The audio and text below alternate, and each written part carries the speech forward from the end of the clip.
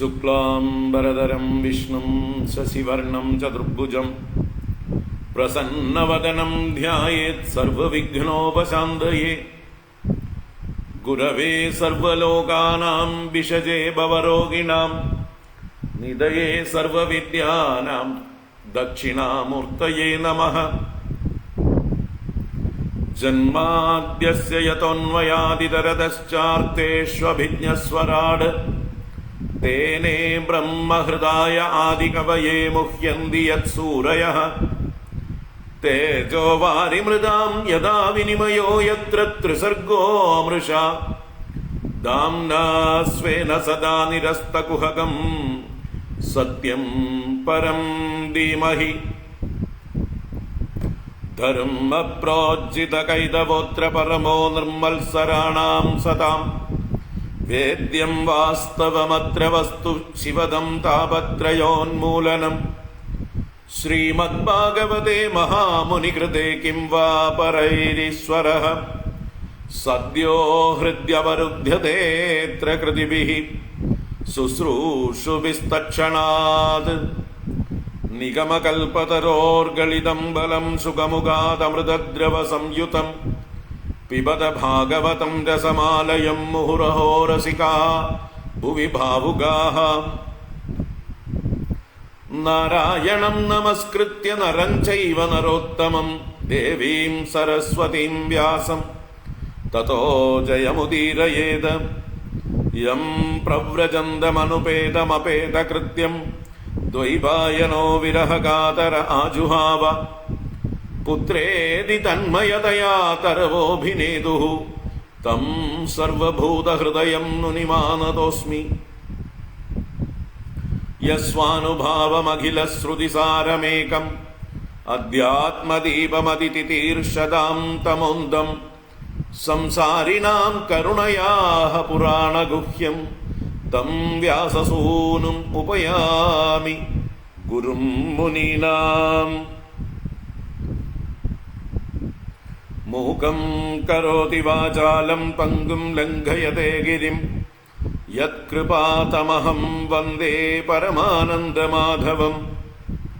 यं ब्रह्मा वरुणेन्द्ररुद्रमरुतः स्तुन्वन्ति दिव्यैस्तवैः वेदैः साङ्गपदक्रमोपनिषदैः गायन्ति यं सामगाः।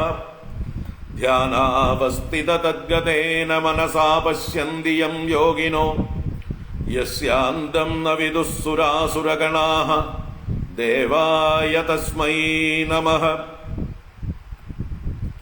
कोमलं कूजयन् वेणुं श्यामलोऽयं कुमारकः वेदवेद्यं परं ब्रह्म भासतां पुरतो मम। भूतैर्महद्भिर्यैमा पुरो विभुः निर्माय शेते यदमूषु पूरुषः भुङ्क्ते गुणान् षोडश षोडशात्मकः सोऽलङ्कृषीष्ट भगवान् वचांसि मे। सच्चिदानन्दरूपाय विश्वोत्पत्त्यादिहेतवे तापत्रय विनाशाय श्रीकृष्णाय वयं नुमः। कृष्णाय वासुदेवाय हरये परमात्मने प्रणतक्लेशनाशाय गोविन्दाय नमो नमः। कृष्णाय वासुदेवाय देवकीनन्दनाय च नन्दगोपकुमाराय गोविन्दाय नमो नमः। नमः पङ्कजनाभाय नमः पङ्कजमालिने नमः पङ्कजनेत्राय नमस्ते पङ्कजाङ्ग्रये। पीताम्बरं करविराजितशङ्खचक्रकौमोदगी सरसिजं करुणासमुद्रं राधासहायमतिसुन्दरमन्दहासं वातालयेशमनिशं हृदि भावयामि वातालयेशमनिशं हृदि भावयामि।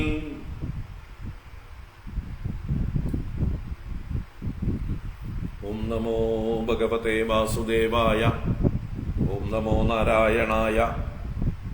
ॐ श्रीकृष्ण परमात्मने नमः। ॐ श्री गुरुवायूरप्पा शरणं। नारायण।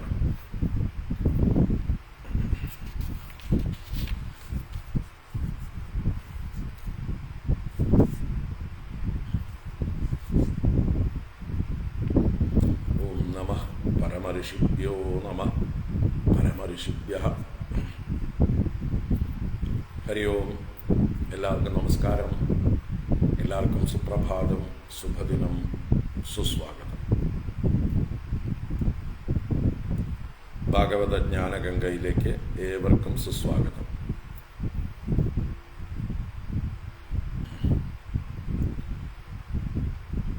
ചതുർത്ഥ സ്കന്ധത്തിൽ 9-ാം അധ്യായം ധ്രുവന്റെ സ്തുതി ഇന്നലെ പറഞ്ഞു കഴിഞ്ഞു. അത് കഴിഞ്ഞ് ഭഗവാന്റെ അനുഗ്രഹം ധ്രുവന് കൊടുത്തത് കണ്ടു. അത് കഴിഞ്ഞ് ഭഗവാൻ അന്തർദാനം ചെയ്തു. തുടർന്നുള്ള കഥയാണ് ഇന്ന് കാണാനുള്ളത്. ഭഗവാൻ ഇത്രയൊക്കെ അനുഗ്രഹം കൊടുത്തിട്ടും അല്പം നിരാശനായിട്ടാണ്, വിഷമിച്ചുകൊണ്ടാണ് ധ്രുവൻ തൻ്റെ പുരത്തിലേക്ക് മടങ്ങിപ്പോയത് എന്ന് മൈത്രേയൻ പറഞ്ഞ സന്ദർഭത്തിൽ വിദുരൻ അതിനെക്കുറിച്ച് ചോദിക്കുന്നതും അതിൻ്റെ കാരണങ്ങൾ മൈത്രേയ മഹർഷി പറഞ്ഞു കൊടുക്കുന്നതുമാണ് ആദ്യ ഭാഗം. പിന്നീട് ധ്രുവൻ പുരത്തിലേക്ക് ചെല്ലുന്നതും അവിടെ ഉത്താനപാത രാജാവും രാജ്ഞിമാരും ഉത്തമനും അതുപോലെ മന്ത്രിമാരും സേനാനായകന്മാരും പൗരജനങ്ങളും എല്ലാമായിട്ട് ധ്രുവകുമാരനെ വരുന്നു എന്നറിഞ്ഞ് എതിരേൽക്കുന്നതായിട്ടുള്ള ആ ഒരു ഘോഷയാത്ര, അവർ തമ്മിലുള്ള ആ സമാഗമം, അതൊക്കെയാണ് ഈ അധ്യായത്തിൽ ഇനി അവസാന ഭാഗത്ത് വരുന്നത്. അത് കഴിഞ്ഞ് പിന്നെ അടുത്ത അധ്യായങ്ങളിൽ ധ്രുവന്റെ ചരിതം തുടരും. ധ്രുവൻ കൊട്ടാരത്തിൽ എത്തിച്ചേരുന്നത് വരെയുള്ള കഥകളാണ് ഈ അധ്യായം കാണുക. നമുക്ക്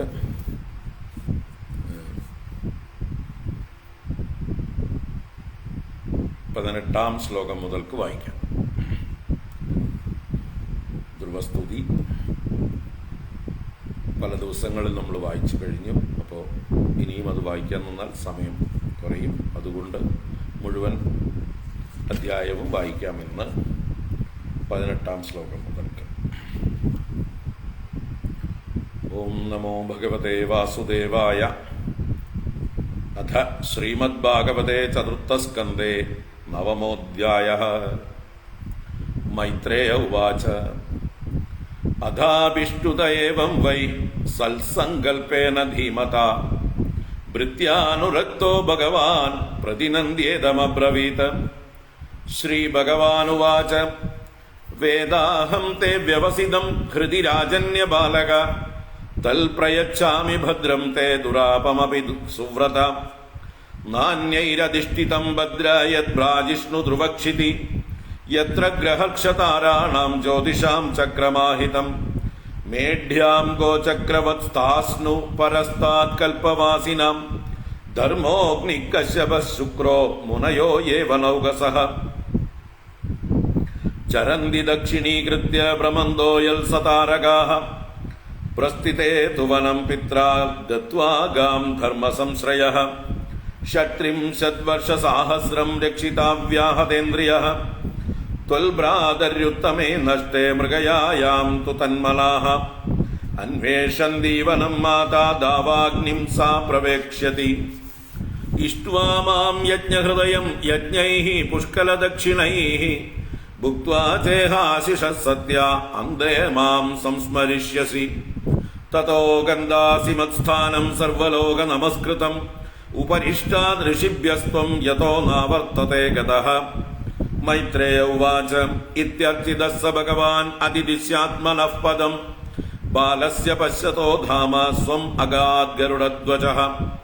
സോപി സങ്കൽപ്പജം വിഷ്ണോഃ പാദസേവോപസാദിതം പ്രാപ്യ സങ്കൽപ്പനിർവാണം നാതിപ്രീതോപ്യഗാത് പുരം. വിദുര ഉവാച. സുദുർലഭം യത്പരമം പദം ഹരേഃ മായാവിനസ്തച്ചരണാർച്ചനാർജിതം ലബ്ധ്വാപ്യസിദ്ധാർത്ഥമിവൈക ജന്മന കഥം സ്വമാത്മാനമമന്യതാർത്ഥവിത്. മൈത്രേയ ഉവാച. മാതുഃ സപത്ന്യാ വാഗ്ബാണൈഃ ഹൃദി വിദ്ധസ്തു താൻ സ്മരൻ നൈച്ഛൻ മുക്തിപതേർമുക്തിം തസ്മാത് താപമുപേയിവാൻ. ധ്രുവ ഉവാച സമാധിനാ നൈകഭവേന യൽപദം വിദുഃ സനന്ദാദയ ഊർധ്വരേതസഃ മാസൈരഹം ഷഡ്ഭിരമുഷ്യപാദയോഃ ഛായാമുപേത്യാപഗതഃ പൃഥങ്മതിഃ. അഹോ പദമമാനാത്മ്യം മന്ദഭാഗ്യസ്യ പശ്യതാം ഭവച്ഛിദഃ പാദമൂലം ഗത്വാ യാചേയദന്തവത്. മതിർവിദൂഷിതാ ദേവൈഃ പദദ്ഭിർ അസഹിഷ്ണുഭിഃ യോ നാരദവചസ്തത്യം നാഗ്രാഹിഷം അസത്തമഃ. ദൈവീം മായാമുപാശ്രിത്യ പ്രസുപ്തൈവ ഭിന്നദൃക്ക് തപ്യേദ്വിതീയേപ്യസതി ഭ്രാതൃവ്യഹൃദ്രുജ. മയേതത് പ്രാർത്ഥിതം വ്യർത്ഥം ചികിത്സേവഗദായുഷി പ്രസാദ്യ ജഗദാത്മാനം തപസാ ദുഷ്പ്രസാദനം. ഭവച്ഛിതം അയാചേഹം ഭവം ഭാഗ്യവിവർജിതഃ സ്വരാജ്യം യച്ഛതോ മൗഢ്യാത് മാനോ മേ ഭിക്ഷിതോ ബദ. ഈശ്വരാക്ഷീണ പുണ്യേന ഫലീകാരാനിവാദനഃ. മൈത്രേയ ഉവാച ന വൈ മുകുന്ദസ്യ പദാരവിന്ദയോഃ രജോജുഷസ്താതപവാദൃശാ ജനാഃ വാഞ്ചന്തി തദ്ദാസ്യമൃതേऽർത്ഥമാത്മനോ യദൃച്ഛയാ ലബ്ധമനഃസമൃദ്ധയഃ. ആകർണ്യാത്മജമായാന്തം സംഭരേദ്യ യദാഗതം രാജാ ന ശ്രദ്ധതേ ഭദ്രം അഭദ്രസ്യ കുതോ മമ. ശ്രദ്ധായ വാക്യം ദേവർഷേഃ ഹർഷവേഗേന ധർഷിതഃ വാർത്താഹർത്തുർ അതിപ്രീതോ ഹാരം പ്രാദാത് മഹാദനം. സദശ്വം രഥമാരുഹ്യ കാർത്തസ്വര പരിഷ്കൃതം ബ്രാഹ്മണൈകുലവൃദ്ധൈശ്ച പര്യസ്തോമാദ്യ ബന്ധുഭിഃ ശംഖദുന്ദുഭിനാദേന ബ്രഹ്മഘോഷേണ വേണുഭിഃ നിശ്ചക്രാമ പുരാത്തൂർണം ആത്മജാഭീക്ഷണോത്സുകഃ. സുനീതിഃ സുരുചിശ്ചാസ്യ മഹിഷ്യൗരുക്മഭൂഷിതേ ആരുഹ്യ ശിബികാം സാർദ്ധം ഉത്തമേനാഭിജഗ്മതുഃ. തം ദൃഷ്ടോപവനാഭ്യാസേ ആയാന്തം തരസാ രഥാത് അവരുഹ്യ നൃപസ്തൂർണം ആസാദ്യ പ്രേമവിഹ്വലഃ. പരിരേഭേ അംഗജം ദോർഭ്യാം ദീർഘോത്കണ്ഠമനാശ്വസൻ വിശ്വക്സേന അംഗ്രിസംസ്പർശ ഹദാശേഷാഘബന്ധനം. അദാചിഗ്രന്മുഹുർമൂർധ്നി ശീതൈർനയനവാരിഭിഃ സ്നാപയാമാസ തനയം ജാതോദ്ദാമ മനോരഥഃ. അഭിവന്ദ്യ പിതുഃ പാദൗ ആശീർഭിശ്ചാഭിമന്ത്രിതഃ നദാമ മാതരൗ ശീർഷ്ണാ സത്കൃതഃ സജ്ജനാഗ്രണീഃ. സുരുചിസ്തം സമുത്ഥാപ്യ പാദാവനതമർഭകം പരിഷ്വജ്യാഹ ജീവേതി ബാഷ്പഗദ്ഗതയാ ഗിരാ. യസ്യ പ്രസന്നോ ഭഗവാൻ ഗുണൈർമൈത്ര്യാദിഭിർഹരിഃ തസ്മൈ നമന്തി ഭൂതാനി നിമ്നമാപൈവ സ്വയം. ഉത്തമശ്ച ധ്രുവശ്ചോഭൗ അന്യോന്യം പ്രേമവിഹ്വലൗ അംഗസംഗാദുത്പുളകൗ അസ്രൗഘം മുഹുരുഹദുഃ. സുനീതിരസ്യ ജനനീ പ്രാണേഭ്യോ വിപ്രിയം സുതം ഉപഗുഹ്യ ജഹൗ ആദിം തദംഗസ്പർശ നിർവൃതാ. പയസ്തനാഭ്യാം ശുശ്രാവ നേത്രജൈ സലിലൈ ശിവൈഃ തദാഭിഷിച്യമാനാഭ്യാം വീര വീരസുവോ മുഹുഃ. താം ശശംസുർജനാരാജ്ഞീം ദിഷ്ട്യാ തേ പുത്ര ആർത്തിഃ പ്രതിലബ്ധശ്ചിരം നഷ്ടോ രക്ഷിതാ മണ്ഡലം ഭുവഃ. അഭ്യർച്ചിതസ്ത്വയാ നൂനം ഭഗവാൻ പ്രണതാർത്തിഃ യദനുധ്യായിനോ ധീരാ മൃത്യും ജിഗ്യുസ്സു ദുർജയം. ലാള്യമാനം ജനൈരേവം ധ്രുവം സഭ്രാതരം നൃപഃ ആരോപ്യ കരിണീം ഹൃഷ്ടഃ സ്തൂയമാനോ വിശത്പുരം. തത്ര തത്രോപസംക്ലുപ്തൈഃ ലസൻ മകരതോരണൈഃ സവൃന്ധൈഃ കദളീസ്തംഭൈഃ പൂഗബോധൈശ്ച തദ്വിധൈഃ. ചൂതപല്ലവവാസസ്രങ്മുക്താദാമ വിളംബിഭിഃ ഉപസ്കൃതം പ്രതിദ്വാരം അപാം കുംഭൈഃ സദീപകൈഃ പ്രാകാരൈർഗോപുരാകാരൈഃ ശാതകുംഭപരിച്ഛദൈഃ സർവതോ അലങ്കൃതം ശ്രീമദ്വിമാനശിഖരദ്യുഭിഃ മൃഷ്ടചത്വരരഥ്യാട്ടമാർഗം ചന്ദനചർച്ചിതം ലാജാക്ഷതൈ പുഷ്പബലൈഃ തണ്ഡുലൈർബലിഭിർയുതം. ധ്രുവായ പഥി ദൃഷ്ടായ തത്ര തത്ര പുരസ്ത്രിയഃ സിദ്ധാർത്ഥാക്ഷത ദദ്യംബു ദൂർവാ പുഷ്പബലാനി ച ഉപചക്രുഃ പ്രയുഞ്ജാന വാത്സല്യാദാശിഷസതീഃ ശൃണ്വൻ തദ്വൽഗു ഗീതാനി പ്രാവിശത് ഭവനം പിതുഃ മഹാമണിവ്രാതമയേ സതസ്മിൻ ഭവനോത്തമേ ലാളിതോ നിതരാം പിത്രാന്യവസദ്ദിവി ദേവവത് പയഭ്യേന നിഭാശയ്യാദാന്താരുക്മപരിച്ഛദാഃ ആസനാനി മഹാർഹാണി യത്ര രൗക്മാ ഉപസ്കരാഃ യത്ര സ്ഫടികകുഡ്യേഷു മഹാമാരകദേഷു ച മണിപ്രദീപ ആഭാന്തി ലലനാരത്ന സംയുതാഃ ഉദ്യാനാനി ച രമ്യാണി വിചിത്രൈർ അമരദ്രുമൈഃ കൂജദ്വിഹംഗമിഥുനൈഃ ഗായന്മത്തമധുവ്രതൈഃ വാപ്യോ വൈഡൂര്യസോപാനാഃ പദ്മോത്പലകുമുദ്വദീഃ ഹംസകാരണ്ഡവകുലൈഃ ജുഷ്ടാഃ ചക്രാഹ്വസാരസൈഃ ഉത്താനപാദോ രാജർഷിഃ പ്രഭാവം തനയസ്യ തം ശ്രുത്വാ ദൃഷ്ട്വാ അത്ഭുതതമം പ്രപേദേ വിസ്മയം പരം വീക്ഷ്യോടവയസം തം ച പ്രകൃതീനാം ച സമ്മതം അനുരക്തപ്രജം രാജാ ധ്രുവം ചക്രേ ഭുവഃ പതിം ആത്മാനം ച പ്രവയസം ആകലയ്യ വിശാംപതിഃ വനം വിരക്തഃ പ്രാതിഷ്ഠത് വിമൃശന്നാത്മനോ ഗതിം. ഹരി ഓം. ഇത് ശ്രീമദ്ഭാഗവതേ മഹാപുരാണേ പാരമഹംസ്യാം സംഹിതായാം ചതുർത്ഥസ്കന്ധേ ധ്രുവരാജ്യാഭിഷേകവർണ്ണനം നാമ നവമോऽധ്യായഃ. സർവത്ര ഗോവിന്ദനാമ സങ്കീർത്തനം ഗോവിന്ദ ഗോവിന്ദ. നാരായണാഖില ഗുരോ ഭഗവൻ നമസ്തേ. നാരായണാഖില ഗുരോ ഭഗവൻ നമസ്തേ. നാരായണാഖില ഗുരോ ഭഗവൻ നമസ്തേ. നാരായണ.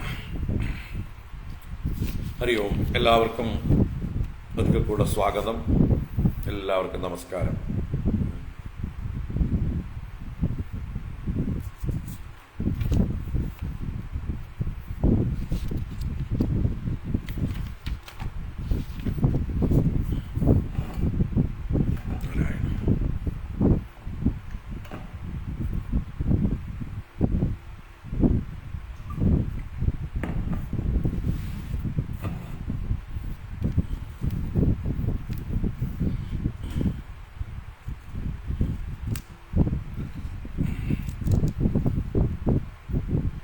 ഇന്നലെ ധ്രുവസ്തുതിയുടെ അവസാന ഭാഗം 15, 16, 17 ശ്ലോകങ്ങൾ കണ്ടു.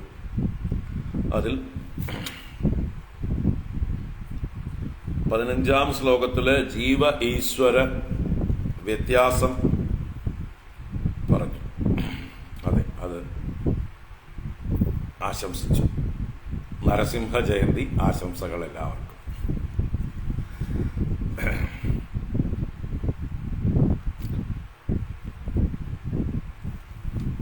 വൈശാഖ മാസത്തിൽ ചതുർദശി ദിവസമായിട്ടാണ് നരസിംഹ ജയന്തി ആചരിക്കുന്നത്. ആ ദിവസം ഇന്ന് വന്നു ചേർന്ന് ചതുർദശി, ത്രയോദശി. എല്ലാവർക്കും നരസിംഹ ജയന്തി ആശംസകൾ. ഭഗവാന്റെ അനുഗ്രഹം എല്ലാവർക്കും ഉണ്ടാവട്ടെ.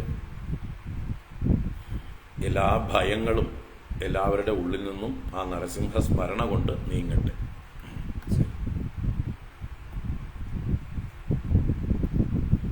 ഇപ്പൊ 15-ാമത്തെ ശ്ലോകത്തില് ഭഗവാൻ നിത്യമുക്തനും പരിശുദ്ധനും വിബുദ്ധനും സർവവ്യാപകനായ ആത്മാവും കൂടസ്ഥൻ മാറ്റമില്ലാത്തവനും ആദിപുരുഷനുമാകുന്നു. 3 ഗുണങ്ങൾക്കും അധീശൻ, 3 ലോകങ്ങൾക്കും അധീശനാണ്. അപരിച്ഛിന്നമായ സ്വകീയമായ ദർശനം കൊണ്ട് അഥവാ ജ്ഞാനം കൊണ്ട് ബുദ്ധിക്ക് ദ്രഷ്ടാവായിരിക്കുന്നവനാണ്. അധിമകനായി കർമ്മബലദാതാവായിരിക്കുന്നു. അങ്ങ് ജീവനിൽ നിന്ന് വ്യതിരിക്തനാണ്. ജീവനാവട്ടെ ഇതിനെല്ലാം വിപരീതമായിട്ടുള്ള ഭാവങ്ങളോട് കൂടിയവനാണ്. അതുകൊണ്ട് തന്നെ അല്പനായ ജീവൻ പൂർണ്ണനായ ഈശ്വരനെ ഭജിക്കേണ്ടതാണ്. ഈ ജീവത്വം ഉള്ളതുവരെ, ഭേദഭാവം ഉള്ളതുവരെ ജീവൻ ഈശ്വരനെ ഭജിക്കേണ്ടതാണ്. എപ്പോഴാണോ ജീവന് ഈശ്വരനുമായിട്ടുള്ള തൻ്റെ ഐക്യം തിരിച്ചറിയുന്നത്, ഉറപ്പാകുന്നത് ജീവബ്രഹ്മ ഐക്യബോധം. ജീവോ ബ്രഹ്മ ഇവ ന അപരഹ അഹം ബ്രഹ്മാസ്മി എന്ന ബോധം ഉറയ്ക്കും വരെ അല്പനായ ജീവൻ പൂർണ്ണനായ അനന്തനായ ഈശ്വരനെ ഭജിച്ച് ചിത്തശുദ്ധി നേടി ആ ഈശ്വര തത്വം അറിയാനുള്ളതായിട്ടുള്ള അന്ധക്കരണ വൈഭവം നേടണം. അങ്ങനെ ഈശ്വര തത്വം വ്യക്തമായി ഉൾക്കൊള്ളുമ്പോൾ ആ ഈശ്വരനിൽ നിന്ന് താൻ ഭിന്നനല്ല എന്ന ബോധം ഉറയ്ക്കണം. അതുവരേക്കും ഉപാസന തുടർന്നുകൊണ്ടേയിരിക്കണം. ജീവൻ ഈശ്വരനെ ഉപാസിക്കണം. ആ തത്വമാണ് 15-ാം ശ്ലോകത്തിൽ പറഞ്ഞത്. 16-ാം ശ്ലോകത്തിൽ ഈ കാണുന്ന നാനാത്വം, എല്ലാ വൈരുദ്ധ്യങ്ങളും എല്ലാം ഏകമായ ആ ബ്രഹ്മത്തിൽ ആരോപിതം മാത്രമാണ്. ആ ആനന്ദമാത്രമായ വിശ്വത്തിൻ്റെ ഉൽപ്പത്തി സ്ഥാനമായ അനന്തവും ആദ്യവുമായ അവികാരമായിരിക്കുന്ന ആ ബ്രഹ്മത്തെ ഞാൻ ശരണം പ്രാപിക്കുന്നു. സത്യം പരം ധീമഹി എന്ന ഭാവത്തിൽ 16-ാം ശ്ലോകത്തിൽ നാനാത്വത്തിൻ്റെ മുഴുവൻ അധിഷ്ഠാനമായ ആധാരമായ ഏകമായ സത്യത്തെ ഉപാസിക്കുന്നു. 17-ാമത്തെ ശ്ലോകത്തിൽ പുരുഷാർത്ഥ മൂർത്തിയായ ഭഗവാനെ, അങ്ങയുടെ പാദപത്മം ഭജിക്കുന്നവർക്ക് എല്ലാ ആശിസ്സുകളും അങ്ങ് നൽകുന്നു, അനുഗ്രഹിക്കുന്നു, പരമപുരുഷാർത്ഥവും നൽകുന്നു. അതുകൊണ്ട് തന്നെ എനിക്കെന്താ വേണ്ടതെന്ന് ഞാൻ പ്രാർത്ഥിക്കുന്നില്ല. എനിക്കെന്താ വേണ്ടതെന്ന് അങ്ങ് നിശ്ചയിച്ചു വേണ്ടത് തരിക. പശുക്കുട്ടിയെ തള്ളപ്പശു രക്ഷിക്കുന്നത് പോലെ കരുണാമൂർത്തിയായ അങ്ങ് എനിക്ക് വേണ്ടതെന്താണെന്ന് നൽകി എന്നെ അനുഗ്രഹിച്ചാലും എന്ന് പറഞ്ഞുകൊണ്ട് തൻ്റെ സ്തുതിയെ ഭഗവാന്റെ പാദങ്ങളിൽ സമർപ്പിച്ചു. മൈത്രേയൻ തുടർന്നു.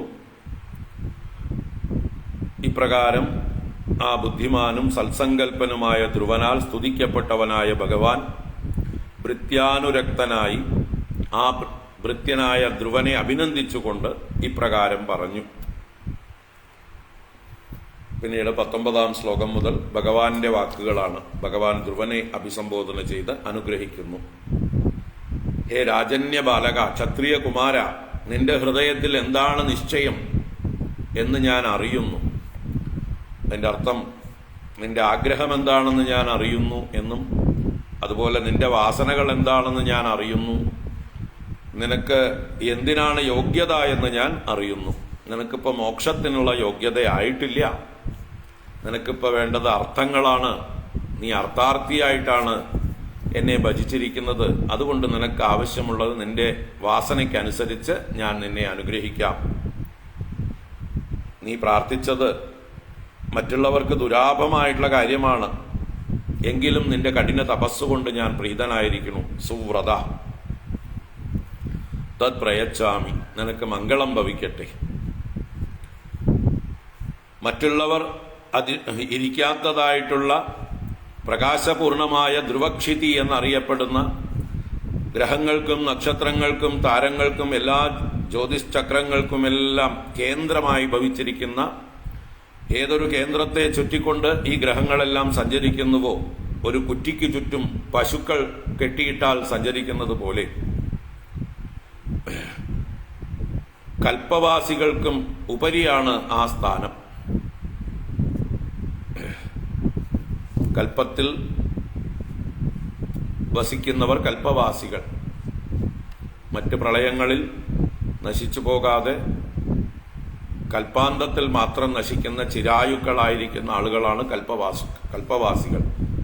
അവർ വസിക്കുന്ന ലോകങ്ങൾക്കും ഉപരിയാണ് ജനലോകം, മഹർലോകം, തപോലോകം, സത്യലോകം മുതലായ ലോകങ്ങൾക്കും ഉപരിയാണ് ഈ ധ്രുവക്ഷിതി എന്ന് പറയുന്നതായിട്ട് ധ്രുവ നക്ഷത്രത്തിന്റെ സ്ഥാനം എന്ന് പറഞ്ഞ് അവിടെ ധർമ്മൻ, അഗ്നി, കശ്യപൻ, ശുക്രൻ, വനൗകസഹ മുനയ, സിദ്ധന്മാരായ മുനികൾ എല്ലാവരും പ്രദക്ഷിണമായി ഭ്രമിച്ചുകൊണ്ട് സഞ്ചരിച്ചുകൊണ്ടിരിക്കുന്നു നക്ഷത്രങ്ങളോടുകൂടെ എന്ന് പറഞ്ഞ് ആ സ്ഥാനം ഏറ്റവും ഉയർന്നതായിട്ടുള്ള ശാശ്വതമായിട്ടുള്ള നിശ്ചലമായിട്ടുള്ള ആ സ്ഥാനത്തെ ധ്രുവന് അനുഗ്രഹിച്ചു കൊടുത്തു. അതിനുശേഷം ഭഗവാൻ തുടർന്ന് പറയുന്നു, നിന്റെ പിതാവിനാൽ നിനക്ക് ഭൂമിയെ നൽകപ്പെട്ട് അദ്ദേഹം വാനപ്രസ്ഥനായി പോകുമ്പോൾ നീ ധർമ്മത്തെ ആശ്രയിച്ചുകൊണ്ട് 36,000 വർഷം ഇന്ദ്രിയ ശക്തികളെല്ലാം നശിക്കാത്തവനായിക്കൊണ്ട് ഈ ഭൂമിയുടെ രക്ഷകനായിരിക്കും. 36 വർഷസാഹസ്രം രക്ഷിത അവ്യാഹതേന്ദ്രിയ. നിന്റെ ഭ്രാതാവായ ഉത്തമൻ വനത്തിൽ നായാട്ടിനായി പോകുമ്പോൾ അവൻ നശിച്ചു പോകും, മരിച്ചു പോകും. അവനിൽ മനസ്സ് വെച്ചവളായ നിന്റെ ചെറിയമ്മയായ സുരുചി അവനെ അന്വേഷിക്കുക, കാട്ടിൽ ചെന്ന് കാട്ടുതീയിൽ പ്രവേശിക്കും. നീയോ യജ്ഞഹൃദയനായ എന്നെ വലിയ ദക്ഷിണകളോടുകൂടിയ യജ്ഞങ്ങളാൽ ആരാധിച്ച് എന്റെ അനുഗ്രഹം കൊണ്ട് ലഭിക്കുന്ന ആശിസ്സുകളെല്ലാം അനുഭവിച്ച്, ഭോഗങ്ങളെല്ലാം അനുഭവിച്ചുകൊണ്ട് ഈ ഭൂമിയിൽ ജീവിച്ച് അവസാന കാലത്ത് നീ എന്നെ സ്മരിച്ചുകൊണ്ട് എന്നെ തന്നെ പ്രാപിക്കും. തതോ ഗന്ധാസി മത്സ്ഥാനം സർവലോക നമസ്കൃതം. എല്ലാവരാലും നമസ്കരിക്കപ്പെടുന്ന ആ സ്ഥാനത്തെ നീ പ്രാപിക്കും. ഋഷിഭ്യ ഉപരിഷ്ടാത്. ഋഷിമാർക്കും സപ്തർഷിമാർക്കും ഉപരിയായിരിക്കുന്ന സ്ഥാനം. യതോ നാവർത്തത്തെ യതിഹി. ഒരു യതി ഏതൊരു സ്ഥാനത്തെ പ്രാപിച്ചാൽ പിന്നെ സംസാരത്തിലേക്ക് മടങ്ങി വരുന്നില്ലയോ, ആ ശാശ്വതമായ പദവിയെ നീ പ്രാപിക്കും എന്നെല്ലാം പറഞ്ഞ് ഭഗവാൻ അനുഗ്രഹിച്ചു. എന്നിട്ടോ മൈത്രേയൻ തുടരുന്നു, ഇത്യർച്ചിതസ്സ ഭഗവാൻ അതിദിശ്യാത്മനഃ പദം ബാലസ്യ പശ്യതോ ധാമ സ്വം അയാത് ഗരുഡധ്വജഃ. ആ ധ്രുവനാൽ വേണ്ട പോലെ പൂജിക്കപ്പെട്ടവനായ ഭഗവാൻ ആത്മനഃ പദം അതിദിശ്യ, തന്റെ സ്ഥാനത്തെ നൽകിയിട്ട് ധ്രുവൻ അനുഗ്രഹിച്ചു കൊടുത്തിട്ട് ബാലസ്യ പശ്യതഃ, ആ കുട്ടി നോക്കി നിൽക്കെ, ഗരുഡധ്വജഃ, ഗരുഡവാഹനനായിക്കൊണ്ട് സ്വം ധാമ അയാത്, തന്റെ ധാമത്തിലേക്ക് വൈകുണ്ഠത്തിലേക്ക് മടങ്ങിപ്പോയി. സോപി സങ്കൽപ്പജം വിഷ്ണോഹോ പാദസേവോപസാദിതം പ്രാപ്യ സങ്കൽപ്പ നിർവാണം നാതിപ്രീതോഭ്യഗാത്പുരം. സോപി, ആ ധ്രുവനും സങ്കൽപ്പജം സങ്കൽപ്പ നിർവാണം വിഷ്ണോഹോ പാദസേവ ഉപസാദിതം പ്രാപ്യ, തന്റെ സങ്കല്പത്തിൽ ജനിച്ചതും സങ്കല്പങ്ങളുടെ സമാപ്തിയോടുകൂടിയതുമായിട്ടുള്ള വിഷ്ണുവിന്റെ പാദസേവ കൊണ്ട് സമ്പാദിച്ചതായിട്ടുള്ള ഒരു വരത്തെ ലഭിച്ചിട്ട് ന അതിപ്രീത പുരമഭ്യഗാത്, അധികം പ്രീതനല്ലാതെ അതൃപ്തനായിക്കൊണ്ട് അദ്ദേഹം സ്വന്തം പുരത്തിലേക്ക് മടങ്ങിപ്പോയി എന്നിങ്ങനെ പറഞ്ഞു. അപ്പോൾ ഈ ഒരു അതിപ്രീത എന്നുള്ള പ്രയോഗം വിതുരന്റെ ഉള്ളില് സംശയം ജനിപ്പിച്ചു. അപ്പൊ വിതുരൻ ചോദ്യം ചോദിക്കുകയാണ്, നമുക്ക് കാണാം. വിതുര ഉവാച സുദുർലഭം യത് പരമം പദം ഹരേഃ മായാവിനസ്തച്ചരണാർച്ചനാർച്ചിതം ലബ്ധ്വാപ്യസിദ്ധാർത്ഥമിവൈക ജന്മനാ കഥം സ്വമാത്മാനം അമന്യതാർത്ഥവിത്.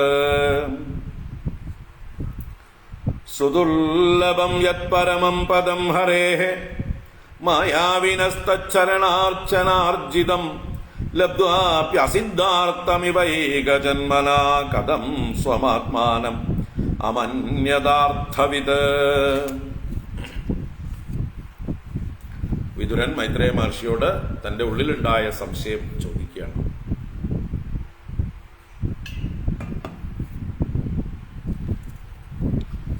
സുദുർലഭം യത് പരമം പദം, സുഷ്ടു ദുർലഭമായതാണ്, സാധാരണക്കാരായിട്ടുള്ള ആർക്കും ലഭിക്കുന്നതല്ല. അത്യന്ത ദുർലഭമായിട്ടുള്ള ആ പരമമായ പദം. ആരുടെ പദം? ഹരേഹേ മായാവിനഃ. മായാവിനഃ ഹരേഹേ തത്പരമം പദം. മായാനാഥനായ ആ ഭഗവാന്റെ ഹരിയുടെ മായയോടുകൂടി അദ്ദേഹം വിലസുന്ന വൈകുണ്ഠമെന്ന പദവിയെ, സുദുർലഭമായ പദവിയെ, ധ്രുവ പദവിയെ, ശാശ്വതമായ പദവിയെ ലഭിച്ചിട്ട് എവിടെ പ്രാപിച്ചു കഴിഞ്ഞാൽ പിന്നെ സംസാരത്തിലേക്ക് മടങ്ങുന്നില്ലയോ, ആ പദവിയെ പ്രാപിച്ചിട്ട്, അപ്പൊ മായാവിനഃ, മായാവിയായ ഹരിയിൽ നിന്ന് എന്ന് വേണം എടുക്കാം. മായാവിനഃ എന്നുള്ളത് പഞ്ചമിയില്, ഹരേഹേ എന്നുള്ളതും പഞ്ചമിയില്. ആ ഭഗവാനിൽ നിന്ന് ഏറ്റവും ഉത്തമമായ പദം ലഭിച്ചിട്ട്, അതെങ്ങനെയാ ലഭിച്ചത്? ചരണാർച്ചന അർജിതം. 6 മാസത്തെ കഠിനമായ തപസ്, അതാണ് ഭഗവാന്റെ ചരണ അർച്ചനം കൊണ്ട് ആർജിതം, പാദസേവ കൊണ്ട്, പാദപൂജ കൊണ്ട് ലഭിച്ചത്. ഭഗവാനെ തപസ് ചെയ്ത് നേടിയെടുത്തതാണ് ഈ ദുർലഭമായിട്ടുള്ള ഭഗവാന്റെ സ്ഥാനം. എന്നിട്ട് അത് ഭഗവാനിൽ നിന്ന് ലബ്ധ്വാ അപി, ഇത്രയൊക്കെ ലഭിച്ചിട്ടും അസിദ്ധാർത്ഥം ഇവ, അസിദ്ധാർത്ഥൻ എന്ന പോലെ എന്നാണ്. സിദ്ധാർത്ഥൻ എന്ന് പറഞ്ഞാലോ അർത്ഥങ്ങളെല്ലാം സിദ്ധിച്ചവൻ, താൻ ഉദ്ദേശിച്ച കാര്യങ്ങളെല്ലാം നേടിയെടുത്തവൻ സിദ്ധാർത്ഥൻ, സിദ്ധമായ അർത്ഥങ്ങളോട് കൂടിയവൻ. ഇവിടെ അസിദ്ധാർത്ഥൻ എന്നുള്ള അർത്ഥത്തിലാണ് ഇവിടെ പ്രയോഗം. അസിദ്ധാർത്ഥം ഇവ, അസിദ്ധാർത്ഥനെ പോലെ, കാര്യം നേടാത്തവനെ പോലെ, പ്രയത്നം ചെയ്തിട്ട് ആ പ്രയത്നം വിഫലമായവനെ പോലെ, വിതച്ചിട്ട് കൊയ്യാൻ പറ്റാതിരുന്നവനെ പോലെ, അല്ലേ? പ്രയത്നം ചെയ്ത് കൂലി കിട്ടാതിരുന്നാൽ ഉണ്ടാകുന്ന നിരാശ, ഓരോരുത്തരും അവരവർ ചെയ്യുന്നതായിട്ടുള്ള കർമ്മത്തിന്റെ ഫലം അവർക്ക് ലഭിക്കാതിരുന്നാൽ ഉണ്ടാകുന്ന നിരാശ, അതാണ് ഇവിടെ അസിദ്ധാർത്ഥം ഇവ. അതും എങ്ങനെ? ഏകജന്മന, ഒരൊറ്റ ജന്മം കൊണ്ട് ഇത്രയും കാര്യങ്ങൾ ഭഗവാനിൽ നിന്ന് നേടിയെടുത്തിട്ടും, എല്ലാ അനുഗ്രഹങ്ങളും ഒരൊറ്റ ജന്മം കൊണ്ട് സാധിച്ചെടുത്തു. അങ്ങനെ ഏകജന്മന ലബ്ധ്വാപി കഥം സ്വം ആത്മാനം അമന്യത അർത്ഥവിത്ത്. ധ്രുവനെ വിശേഷിപ്പിച്ചതാണ് അർത്ഥവിത്ത്. അർത്ഥവിത്ത് എന്ന് പറഞ്ഞാൽ കാര്യഗൗരവം അറിയുന്നവൻ, പുരുഷാർത്ഥങ്ങളെക്കുറിച്ച് അറിയുന്നവൻ, പ്രയോജനത്തെക്കുറിച്ച് അറിയുന്നവൻ എന്നൊക്കെ അർത്ഥമാണ് അർത്ഥവിത്ത്. അപ്പൊ വിവരമുള്ളവനാണ് ധ്രുവൻ. താൻ ഉദ്ദേശിച്ച കാര്യം നേടിക്കഴിഞ്ഞതല്ലേ, അദ്ദേഹം എന്തുദ്ദേശിച്ചു വന്നോ അത് നേടിക്കഴിഞ്ഞു. അപ്പൊ അതിനെക്കുറിച്ചുള്ള അറിവില്ലേ അദ്ദേഹത്തിന്? അർത്ഥവിത്തല്ലേ? അങ്ങനെയുള്ള പ്രയോജനം നേടിക്കഴിഞ്ഞ അദ്ദേഹം സ്വം ആത്മാനം, തന്നെ തന്നെ, കഥം അസിദ്ധാർത്ഥം ഇവ അമന്യത, അസിദ്ധാർത്ഥൻ എന്ന പോലെ മനിച്ചത്, കരുതിയത്, അതൃപ്തനായി മടങ്ങിപ്പോയത് എന്തുകൊണ്ട്? ഭഗവാനെ കണ്ടതിന്റെ, അദ്ദേഹം ഉദ്ദേശിച്ച കാര്യങ്ങളൊക്കെ സാധിച്ചിട്ടും സിദ്ധാർത്ഥനായിട്ടും അസിദ്ധാർത്ഥനെ പോലെ മടങ്ങിയല്ലോ എന്ന് പറഞ്ഞു. പക്ഷെ ഇവിടെ അർത്ഥവിത്ത് എന്നുള്ളൊരു പ്രയോഗം, പ്രയോജനം അറിയുന്നവൻ, ഭഗവാനെ കണ്ടതിന്റെ പ്രയോജനം അറിയുന്നവൻ എന്ന് വിതുരൻ പ്രയോഗിച്ചുവെങ്കിലും അതിന് യഥാർത്ഥത്തിൽ മറ്റൊരർത്ഥം കൂടി ഉണ്ട്. യഥാർത്ഥത്തിൽ പരമപുരുഷാർത്ഥമായ മോക്ഷം, അതാണ് യഥാർത്ഥ അർത്ഥം. മോക്ഷത്തെക്കുറിച്ച് അറിയുന്നവനായിരുന്നു ധ്രുവൻ. അറിവുണ്ട്, പക്ഷെ അത് വേണമെന്ന് തോന്നിയില്ല, അതിന് പ്രയോറിറ്റി കൊടുത്തില്ല. പ്രയോറിറ്റി കൊടുത്തത് തൻ്റെ അപ്പോഴത്തെ ആവശ്യങ്ങൾക്കായിരുന്നു. അല്ലാതെ മോക്ഷം എന്ന പരമപുരുഷാർത്ഥത്തെക്കുറിച്ച് അറിവുള്ളവനായിട്ടും ആ പരമപുരുഷാർത്ഥമല്ല ഭഗവാനിൽ നിന്ന് ചോദിച്ചു മേടിച്ചത്, തൽക്കാലം ആവശ്യമായിട്ടുള്ള കാര്യങ്ങളാണ്, നിസ്സാര കാര്യങ്ങളാണ് ചോദിച്ചു മേടിച്ചത്. അപ്പൊ ഇവിടെ അർത്ഥവിത്ത് എന്നുള്ള പ്രയോഗം രണ്ടർത്ഥത്തില്, വിതുരൻ ഉദ്ദേശിച്ചത് പ്രയോജനത്തെക്കുറിച്ച് അറിയുന്നവൻ എന്ന അർത്ഥത്തിലാണെങ്കിലും പുരുഷാർത്ഥവിത്തായിട്ടുള്ള ധ്രുവൻ തന്റെ പുരുഷാർത്ഥം താൻ മിസ് ചെയ്തു, അതുകൊണ്ട് നിരാശനായി എന്ന ചോദ്യത്തിൽ തന്നെ ഉത്തരവും ഉണ്ട് വേണമെങ്കിൽ. പുരുഷാർത്ഥത്തെക്കുറിച്ച് അറിയുന്നവനായ ധ്രുവൻ തൻ്റെ പുരുഷാർത്ഥം, പരമപുരുഷാർത്ഥം താൻ മറന്നു, താൻ അത് കൈവിട്ടു പോയി. ആ അർത്ഥത്തിലാണ് ഇവിടെ വിതുരൻ അത് ഉദ്ദേശിച്ചിട്ടില്ല. കാര്യഗൗരവമുള്ളവൻ, കാര്യജ്ഞൻ, കാര്യങ്ങളെക്കുറിച്ച് അറിയുന്നവൻ ആണ് അർത്ഥവിത്ത്. അപ്പൊ എന്തുകൊണ്ട് അദ്ദേഹം അസന്തുഷ്ടനായി മടങ്ങി എന്നതാണ് ചോദ്യം. സുദുർലഭം യത് പരമം പദം ഹരേഃ മായാവിനസ്തച്ചരണാർച്ചനാർജിതം ലബ്ധ്വാപ്യസിദ്ധാർത്ഥമിവൈക ജന്മന കഥം സ്വമാത്മാനമമന്യതാർത്ഥവിത്. അപ്പൊ ഏകജന്മന ഭഗവാനെ ഒരൊറ്റ ജന്മം കൊണ്ട് ഭഗവാന്റെ പാദസേവ ചെയ്ത് ഇത്രയും നേട്ടങ്ങൾ നേടി, എന്നിട്ടും അദ്ദേഹത്തിന് എന്തുകൊണ്ട് നിരാശയുണ്ടായി എന്നുള്ള ചോദ്യത്തിന് മൈത്രേയൻ മറുപടി പറയുന്നു. മൈത്രേയ ഉവാച മാധുസ്സപത്ന്യാ വാഗ്ബാണൈഃ ഹൃദി വിദ്ദസ്തു താൻ സ്മരൻ നൈച്ഛത് മുക്തിപതേർമുക്തിം തസ്മാത് താപമുപേയിവാൻ. മൈത്രേയൻ പറയാണ്, മാധുഃ സപത്ന്യാഃ വാഗ്ബാണൈഃ ഹൃദി വിദ്ദഃ തു താൻ സ്മരൻ. അപ്പൊ മാധുഃ സപത്ന്യ, അമ്മയുടെ സപത്നിയിൽ നിന്ന്, തന്റെ അമ്മ സുനീതി, ആ സുനീതിയുടെ സപത്നിയാണ് സുരുചി. മാധുഃ സപത്ന്യാഹ, മാതാവിന്റെ സപത്നിയിൽ നിന്ന്, അവളുടെ എന്നൊക്കെ അർത്ഥത്തില്. ഇനി സപത്ന്യാഹ മാധുഃ എന്നെടുത്താലോ,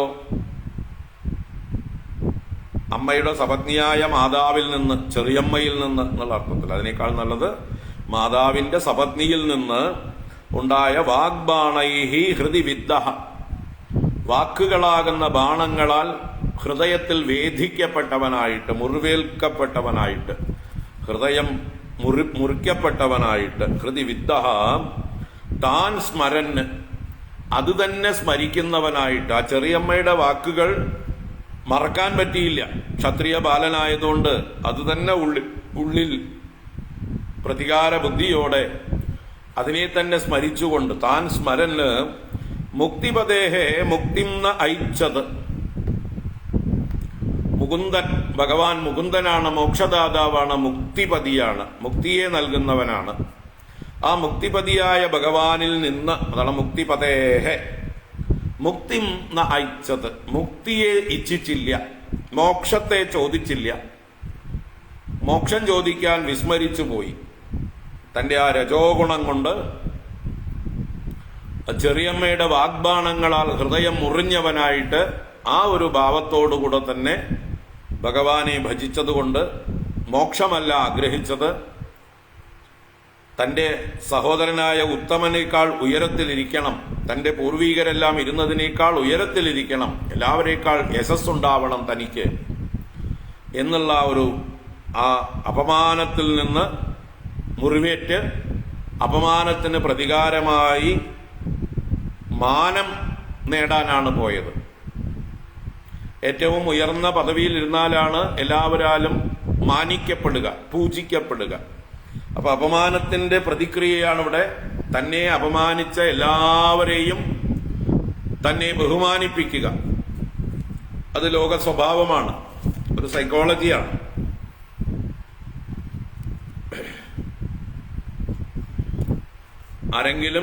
നമ്മൾ ആരെങ്കിലും വല്ലാതെ അപമാനിച്ചു വിട്ടാൽ, അവരുടെ ഉള്ളിൽ ആ രജോഗുണമുണ്ടെങ്കിൽ, പ്രതികാര ബുദ്ധി ഉണ്ടെങ്കിൽ, അവർ ശരിക്ക് എങ്ങനെയാണ് പ്രതികാരം ചെയ്യുക? അപമാനിച്ചവരെ കൊണ്ട് തന്നെ സ്തുതിപ്പിക്കും.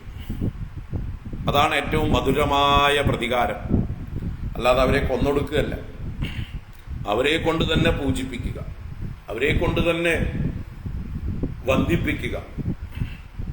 ആരൊക്കെ അപമാനിച്ചുവോ അവരൊക്കെ വന്ന് മുമ്പിൽ തൊഴുകയ്യുമായി സ്തുതിച്ചുകൊണ്ട് നിൽക്കുന്ന ഒരവസ്ഥ. അതാണ് ഏറ്റവും മധുരമേറിയ പ്രതികാരം.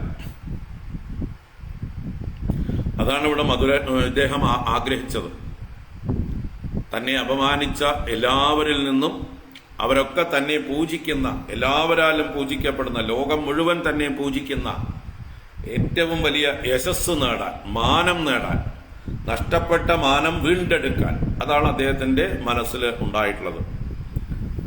അപ്പൊ അതാണ് മുക്തിപതിയായ ഭഗവാനിൽ നിന്ന് മുക്തിയെ ആഗ്രഹിച്ചില്ല, പിന്നെ മാനമാണ് ആഗ്രഹിച്ചത്. അതുകൊണ്ട് തസ്മാത് താപം ഉപേയുവാൻ, അതുകൊണ്ട് താപത്തെ പ്രാപിച്ചു, സങ്കടത്തെ പ്രാപിച്ചു, ദുഃഖത്തെ പ്രാപിച്ചു. ഇവിടെ അസിദ്ധാർത്ഥനായി മടങ്ങിപ്പോയി എന്ന് പറഞ്ഞില്ല, അത് തന്നെയാണ് ഇവിടുത്തെ താപം. അതൃപ്തനായി മടങ്ങിപ്പോയി. ആ അതൃപ്തി എന്ന താപമുണ്ടായത് ഭഗവാനെ കണ്ടിട്ടും ഭഗവാനിൽ നിന്ന് മോക്ഷം വരെ ലഭിക്കാൻ സാധ്യതയുണ്ടായിട്ടും ആ പരമപുരുഷാർത്ഥത്തെ വിട്ടുകളഞ്ഞ് നിസ്സാരമായ വസ്തുക്കളുമായി താൻ മടങ്ങുകയാണല്ലോ. അപ്പൊ ശരിക്കും ധ്രുവന് എന്താണ് സംഭവിച്ചത്? ധ്രുവന്റെ ഉള്ളില് ആ സിംഹാസനത്തെ ധ്യാനിച്ചു കൊണ്ടുപോയി. ധ്യായതോ വിഷയാൻ പുംസഃ സംഗസ്തേഷു ഉപജായതേ സംഗാത് സംജായതേ കാമഃ കാമാത് ക്രോധോ വിജായതേ ക്രോധാത് ഭവതി സമ്മോഹഃ സമ്മോഹാത് സ്മൃതിവിഭ്രമഃ സ്മൃതിഭ്രംശാത് ബുദ്ധിനാശഃ എന്നൊക്കെയുള്ള ആ ഒരു വിഷയധ്യാനമായിരുന്നു, തനിക്ക് നഷ്ടപ്പെട്ട സിംഹാസനത്തെക്കുറിച്ചിട്ടുള്ള ധ്യാനമായിരുന്നു ധ്രുവന്റെ ഉള്ളിൽ പ്രബലമായിരുന്നത്. ധ്രുവന്റെ മുമ്പിൽ ഭഗവാൻ വന്നപ്പോ രണ്ട് സാധ്യതകളും ധ്രുവന്റെ മുമ്പിൽ വന്നു, ശ്രേയസ്സും പ്രേയസ്സും.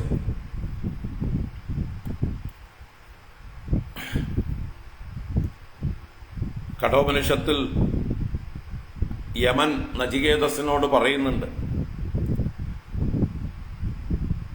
ശ്രേയശ്ച പ്രേയശ്ച മനുഷ്യമേതൗ തൗ സംപരീത്യ വിവിച്യ ധീരാഹ പ്രേത്യാസ്മാത് ലോകാത് അമൃതാഭവന്തി എന്ന്. പ്രേയസ്സും ശ്രേയസ്സും രണ്ടും മനുഷ്യന്റെ മുമ്പിലേക്ക് വരും.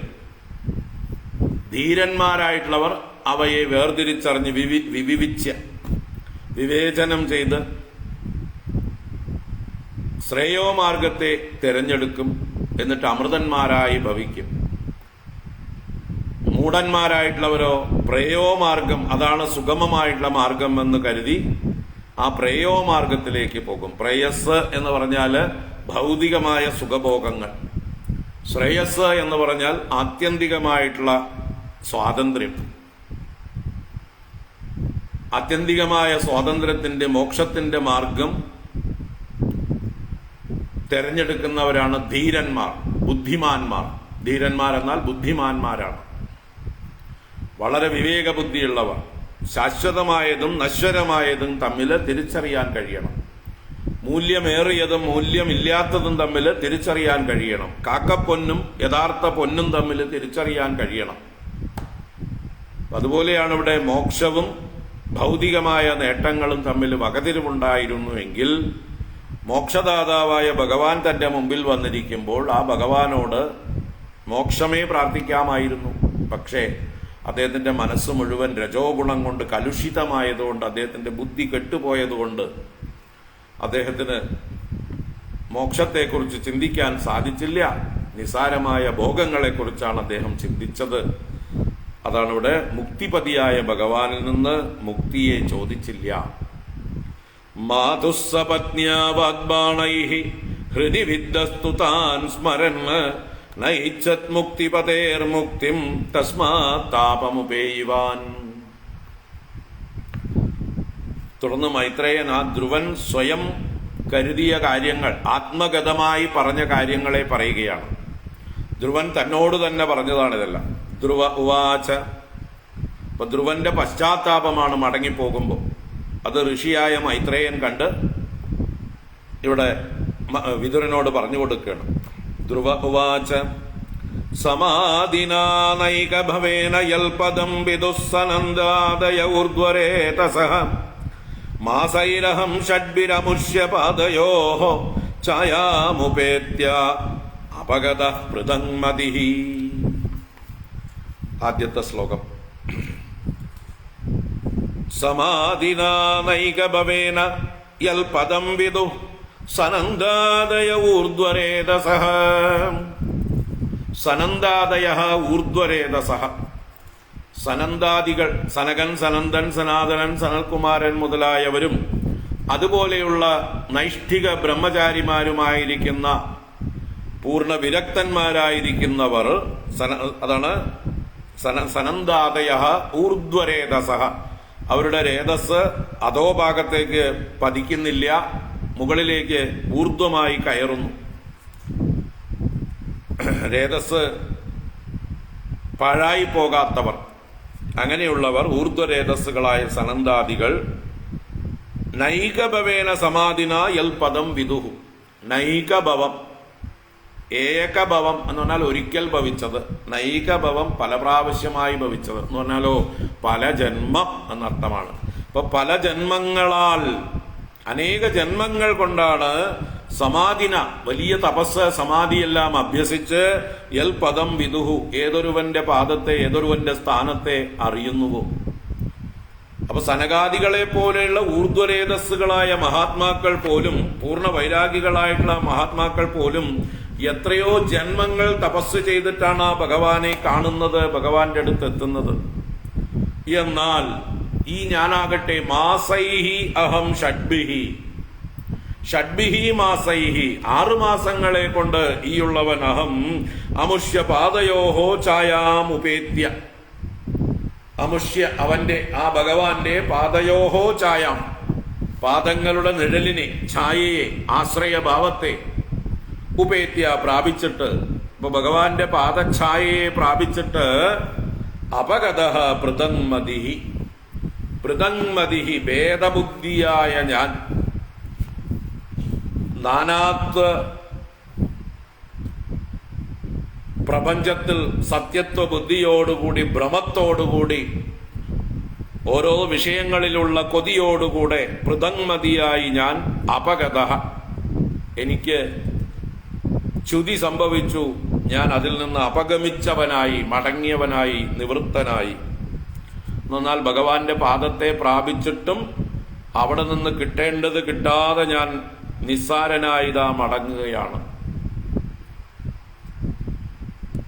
അപ്പോ സനകാദികൾ ഏതൊരു ഭഗവാന്റെ സ്ഥാനത്തെ പ്രാപിക്കാൻ മാസങ്ങൾ എടുക്കുന്നു, അല്ല ജന്മങ്ങൾ എടുക്കുന്നുവോ, അവരത്രയും യോഗ്യതയുള്ളവരാണ്.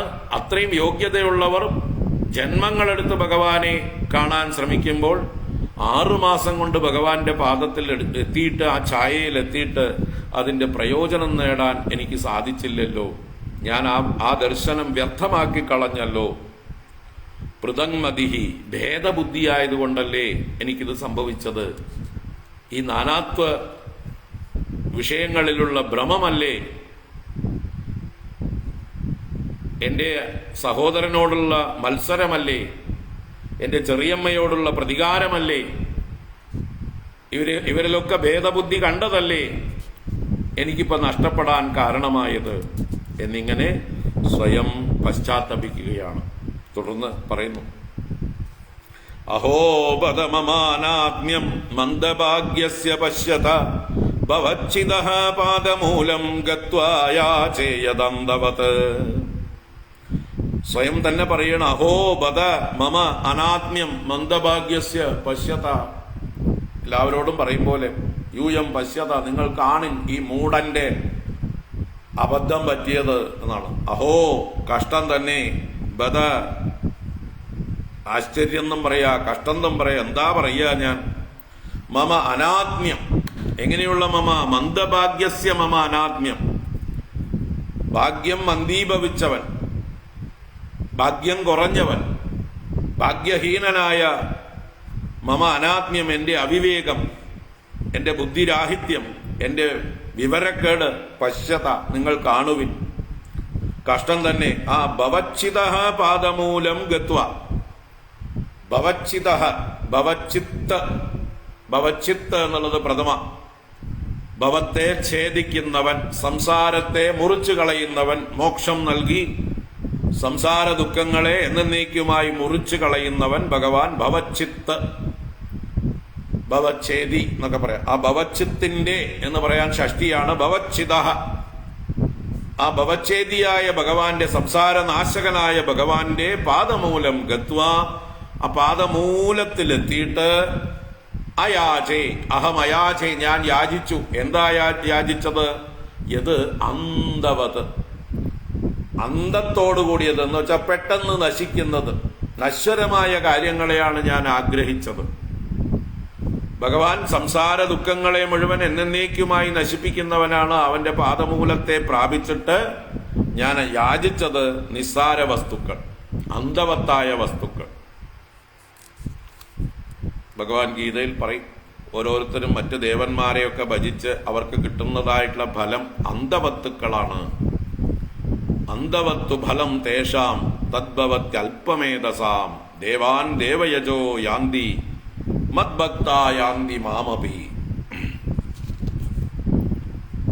ദേവന്മാരെ യജിക്കുന്നവർ ദേവന്മാരുടെ പരിധിക്കുള്ളിലുള്ള വരങ്ങളെ പ്രാപിക്കുന്നു. അതൊക്കെ അന്തവത്തുക്കളാണ്, പെട്ടെന്ന് നശിക്കുന്നതാണ്. ലിമിറ്റഡ് ആയിട്ടുള്ള അനുഗ്രഹം തരാനേ ദേവന്മാർക്ക് കഴിയുള്ളൂ. എന്നാൽ മദ്ഭക്താ യാന്തി മാമപി, എന്റെ ഭക്തന്മാർ എന്നെ തന്നെ പ്രാപിക്കുന്നു, എന്റെ ഭക്തന്മാർ അനന്തമായ ബലത്തെ പ്രാപിക്കുന്നു എന്ന് ഗീതയിൽ പറയുന്നു. ഇവിടെ അത് തന്നെയാണ്. ഇവിടെ ഭഗവാനെ പ്രാപിച്ചിട്ട് ഒരു നിസ്സാരനായിട്ടുള്ള ഒരാളെ പ്രാപിച്ചതിന്റെ ഫലമാണ് എനിക്ക് കിട്ടിയത്. അനന്തനായ ഭഗവാനിൽ നിന്ന് അന്തത്തോടു കൂടിയതായിട്ടുള്ള ഫലം എനിക്ക് ലഭിച്ചു. അപ്പൊ ഭവച്ചിത പാദമൂലംഗത്വ അയാചേയത് അന്തവത്. അപ്പോ എന്താ പറയുക, ചുണ്ടിനും കപ്പിനും ഇടയ്ക്ക് നഷ്ടപ്പെട്ടു പോയി, അത്ര വരെ എത്തിയിട്ടും അനുഭവിക്കാൻ കഴിഞ്ഞില്ല എന്നൊക്കെയുള്ള നിരാശയാണ് ഇവിടെ. അഹോ ബദ മമ അനാത്മ്യം മന്ദഭാഗ്യസ്യ പശ്യത ഭവച്ചിതഃ പാദമൂലം ഗത്വാ അയാചേയത് അന്തവത്. ഇതൊക്കെ ധ്രുവന്റെ ആത്മകഥം ഇത്രയും ഉച്ചത്തിൽ ഭാഗവതം പറയുന്നത് എന്തിനാണെച്ചാൽ നമുക്കും വിവരം വെക്കാൻ വേണ്ടിയിട്ടാണ്. വേണമെങ്കിൽ ഭഗവാനെ ഭജിക്കുന്നത് എന്തിനു വേണ്ടി ആവണം? ഭഗവാനെ തന്നെ പ്രാപിക്കാൻ വേണ്ടി ആവണം. അവിടെയാണ് പൂർണ്ണത. ബാക്കിയുള്ളതെല്ലാം തൽക്കാലം മാത്രമേ ആവുന്നുള്ളൂ, അപൂർണമേ ആവുന്നുള്ളൂ. ബാക്കി ആരെ ഭജിച്ച് എന്ത് കിട്ടിയാലും അതൊക്കെ നശ്വരമാണ്, അനിത്യം, അസുഖം. എന്നാൽ നിത്യനും ആനന്ദസ്വരൂപനുമായിരിക്കുന്നത് ഭഗവാനാണ്. ആ ഭഗവാനെയാണ് ഭജിക്കേണ്ടത്, ആ ഭഗവാനെയാണ് പ്രാപിക്കേണ്ടത്. അതാണ് നമ്മൾ പ്രാർത്ഥിക്കേണ്ടത്. അപ്പൊ പുരുഷാർത്ഥ നിശ്ചയം ചെയ്യണം നമ്മുടെ ജീവിതത്തിൽ. എന്താണ് നമുക്ക് പരമമായ പുരുഷാർത്ഥം, എന്താണ് നമ്മുടെ ജീവിത ലക്ഷ്യം, അത് ഉറപ്പിക്കണം. അത് ഉറപ്പിച്ചുകൊണ്ട് നമ്മൾ എവിടെ നിൽക്കുന്നു എന്നും മനസ്സിലാക്കി പിന്നെ നമുക്ക് ആ മാർഗം തരണം ചെയ്യാൻ വേണ്ടതൊക്കെ ആവശ്യപ്പെടാം. ഭഗവാനെ, എന്റെ ലക്ഷ്യം അങ്ങയെ പ്രാപിക്കൽ തന്നെയാണ്. പക്ഷെ ഇപ്പൊ എനിക്ക് ഇവിടുന്ന് എടുത്തു ചാടിയാൽ അവിടേക്ക് എത്തില്ല, കുറേ ഗ്യാപ്പുണ്ട്, അതിൻ്റെ ഇടയിൽ ഒരു ബ്രിഡ്ജ്, പാലം പണിയണം. അപ്പൊ അതിനായിക്കൊണ്ട് എനിക്ക് ധർമ്മ അർത്ഥ കാമങ്ങൾ അത്യാവശ്യം വേണ്ടത് വേണം എന്ന് പ്രാർത്ഥിക്കാം. നമ്മൾ എവിടെ നിൽക്കുന്നു എന്ന് മനസ്സിലാക്കിക്കൊണ്ട് ആ മോക്ഷം എന്നുള്ളതായിട്ടുള്ള അത് തന്നെ നമ്മുടെ ലക്ഷ്യമാക്കിക്കൊണ്ട്, ഭഗവാനെ ലക്ഷ്യമാക്കിക്കൊണ്ട് അവിടേക്ക് എത്താനുള്ള അകലം കൂടുതലുണ്ടെങ്കിൽ ആ അകലം കുറയ്ക്കാനായിക്കൊണ്ട് ഇടയ്ക്കിടയ്ക്ക് പാലം പണിയും പോലെ കാലുവെച്ച് അപ്പുറത്തേക്ക് കടക്കാൻ എന്തെങ്കിലും ഒരു ആലംബനം എന്നതുപോലെ ധർമാർത്ഥ കാമങ്ങളെ ആഗ്രഹിക്കാം. ഇപ്പൊ ഇവിടെ പറഞ്ഞു വന്നത് ഭഗവാനെ, ഭവച്ഛേദിയായ ഭഗവാനെ പ്രാപിച്ചിട്ട് ഭഗവാന്റെ പാദമൂലത്തിൽ എത്തിയിട്ടും ഞാൻ നിസാര വസ്തുക്കളെയാണല്ലോ ആഗ്രഹിച്ചത്. മതിർവിദൂഷിതാ ദേവൈഹി പദദ്ഭിർ അസഹിഷ്ണുഭിഹി യോ നാരദവജസ്തത്യം നാഗ്രാഹിഷം അസത്തമഃ. നാരദൻ ഉപദേശിച്ചപ്പോ ധ്രുവനോട് പറഞ്ഞിരുന്നു, ദേവമായ നിന്നെ മോഹിപ്പിക്കും, ജാഗ്രത വേണം എന്നൊക്കെ പറഞ്ഞിരുന്നു. അതിന്റെ തത്വം ഇപ്പോഴാണ് എനിക്ക് മനസ്സിലായത്. ഇവിടെ പറയണു, മതിർ വിദൂഷിതാ ദേവൈഹി പദദ്ഭിഹി അസഹിഷ്ണുഭിഹി. ദേവന്മാര് അവര് പദദ്ഭിഹി എന്നവരെ വിശേഷിപ്പിച്ചു, അവര് പതിക്കുന്നവരാണ്. പതിക്കുക എന്ന് പറഞ്ഞാലോ, ദേവന്മാരെന്ന് പറഞ്ഞാൽ ദേവലോകം പ്രാപിച്ചിരിക്കുന്നത് ടെമ്പററിയാണ്, പെർമനന്റ് അല്ല. അവരുടെ പുണ്യം ക്ഷയിക്കുമ്പോൾ അവര് വീണ്ടും ഭൂമിയിലേക്ക് പതിക്കുന്നു. ക്ഷീണേ പുണ്യേ മർത്യലോകം വിശന്തി. അപ്പൊ അങ്ങനെ സ്വർഗലോകത്തിലെത്തിയ ദേവന്മാർ അവർക്ക് മുകളിലേക്കല്ല ഗതി, താഴോട്ടാണ് ഗതി. എന്ന് വെച്ചാൽ അവരുടെ പുണ്യം ക്ഷയിക്കുമ്പോൾ അവർ വീണ്ടും ഭൂമിയിലേക്ക് പതിക്കുന്നു. അതുകൊണ്ട് തന്നെ അവർക്ക് അവരെ അതിക്രമിച്ച് മോക്ഷത്തിലേക്ക് പോകുന്ന മനുഷ്യന്മാരോട് അസൂയയാണ്. അതാണ് ഇവിടെ അസഹിഷ്ണുബിഹി എന്ന് പറഞ്ഞു. ദേവന്മാർക്ക് മനുഷ്യർ തപസ് ചെയ്ത് ഊർധ്വ ലോകങ്ങളിലേക്ക് അല്ലെങ്കിൽ ഭഗവാനിലേക്കൊക്കെ പോകുമ്പോൾ അവർക്ക് അസഹിഷ്ണുതയുണ്ടാകുന്നു, അസൂയയുണ്ടാകുന്നു. അതാണ് അസഹിഷ്ണുബിഹി പദദ്ഭിഹി ദേവൈഹി മതിഹി വിദൂഷിത. എന്റെ ബുദ്ധി വിദൂഷിതമായി, വിദൂഷിതം എന്ന് പറഞ്ഞാൽ വിശേഷണ ദൂഷിതം, പൊല്യൂട്ടഡായി എന്നർത്ഥം. ഇവിടെ ദേവന്മാർ എവിടെ ഇരുന്നിട്ടാണ് എന്റെ ബുദ്ധിയെ ദൂഷിപ്പിക്കുക? ദേവന്മാര് എന്റെ ഉള്ളിലും ഓരോ ഇന്ദ്രിയങ്ങൾക്കും അധിഷ്ഠാന ദേവതകളായിട്ടുണ്ട്. എന്റെ കണ്ണിനും കാതിനും നാവിനും മൂക്കിനും ത്വക്കിനും എന്റെ കൈക്കും കാലിനും എന്റെ മനസ്സിനും ബുദ്ധിക്കും എല്ലാറ്റിനും അധിഷ്ഠാന ദേവതകളുണ്ട്. അവർ തന്നെയാണ് ദേവന്മാര്. അവർ പുറത്ത് ദേവന്മാരായി ദേവലോകത്തിൽ വസിക്കുന്നു, അകത്ത് എന്റെ ഇന്ദ്രിയങ്ങളുടെ എന്റെ അന്ധകരണത്തിന്റെ ഒക്കെ അധിഷ്ഠാന ദേവതകളായിരിക്കുന്നു. അപ്പൊ അവർക്ക് എളുപ്പമാണ് നമ്മളെ വഞ്ചിക്കാൻ. കള്ളൻ കപ്പലിൽ തന്നെയാണ്. അപ്പോ ആ പദദ്ഭിഹി അസഹിഷ്ണുഭിഹി ദേവൈഹി മമ മതിഹി വിദൂഷിത. എന്റെ ബുദ്ധി പൊല്യൂട്ടഡായി പോയി. യോ നാരദവചഃ തത്യം ന അഗ്രാഹിഷം അസത്തമഃ. സ്വയം പറയണ അസത്തമഃ, അസത്തുക്കളിൽ വെച്ച് തമനാണീ ഞാൻ, കൊള്ളരുതാത്തവൻ എന്ന് സ്വയം പറയണം. അസത്തമഃ അഹം തത്യം നാരദവചഃ ന അഗ്രാഹിഷം. തഥ്യമായ, തഥ്യം എന്ന് പറഞ്ഞാൽ യഥാതഥമായത്, പരമാർത്ഥമായത്, സത്യമായത്. ആ സത്യമായിട്ടുള്ള നാരദന്റെ വാക്കുകളെ ഞാൻ വേണ്ട പോലെ ശ്രദ്ധിച്ചില്ല. ന അഗ്രാഹിഷം, ഗ്രഹിച്ചില്ല എന്നർത്ഥം. അഗ്രാഹിഷം എന്ന് പറഞ്ഞാൽ ഗ്രഹിച്ചു, ന അഗ്രാഹിഷം ഗ്രഹിച്ചില്ല. ഞാനത് കെയർലെസ് ആയിട്ട് എടുത്തു. നാരദന്റെ വാക്കുകളെ ഞാൻ അവഗണിച്ചു, വേണ്ട പോലെ ഗ്രഹിച്ചില്ല. അദ്ദേഹം എനിക്ക് ജാഗ്രത നൽകിയിരുന്നു, നോട്ടീസ് തന്നിരുന്നു. മനസ്സും ബുദ്ധിയുമെല്ലാം ദേവന്മാരാൽ ദൂഷിക്കപ്പെടും. മായ കൊണ്ട് അവര് നമ്മളെ, ദേവമായ കൊണ്ട് നമ്മളെ മോഹിപ്പിക്കും, നമ്മുടെ ഉള്ളിൽ വേണ്ടാത്തതൊക്കെ തോന്നിപ്പിക്കും. അതിൽ പെട്ടുപോകരുത്. ഭഗവാനെ കാണുമ്പോൾ എന്താണ് ചോദിക്കേണ്ടത്, നല്ല നിശ്ചയം വേണം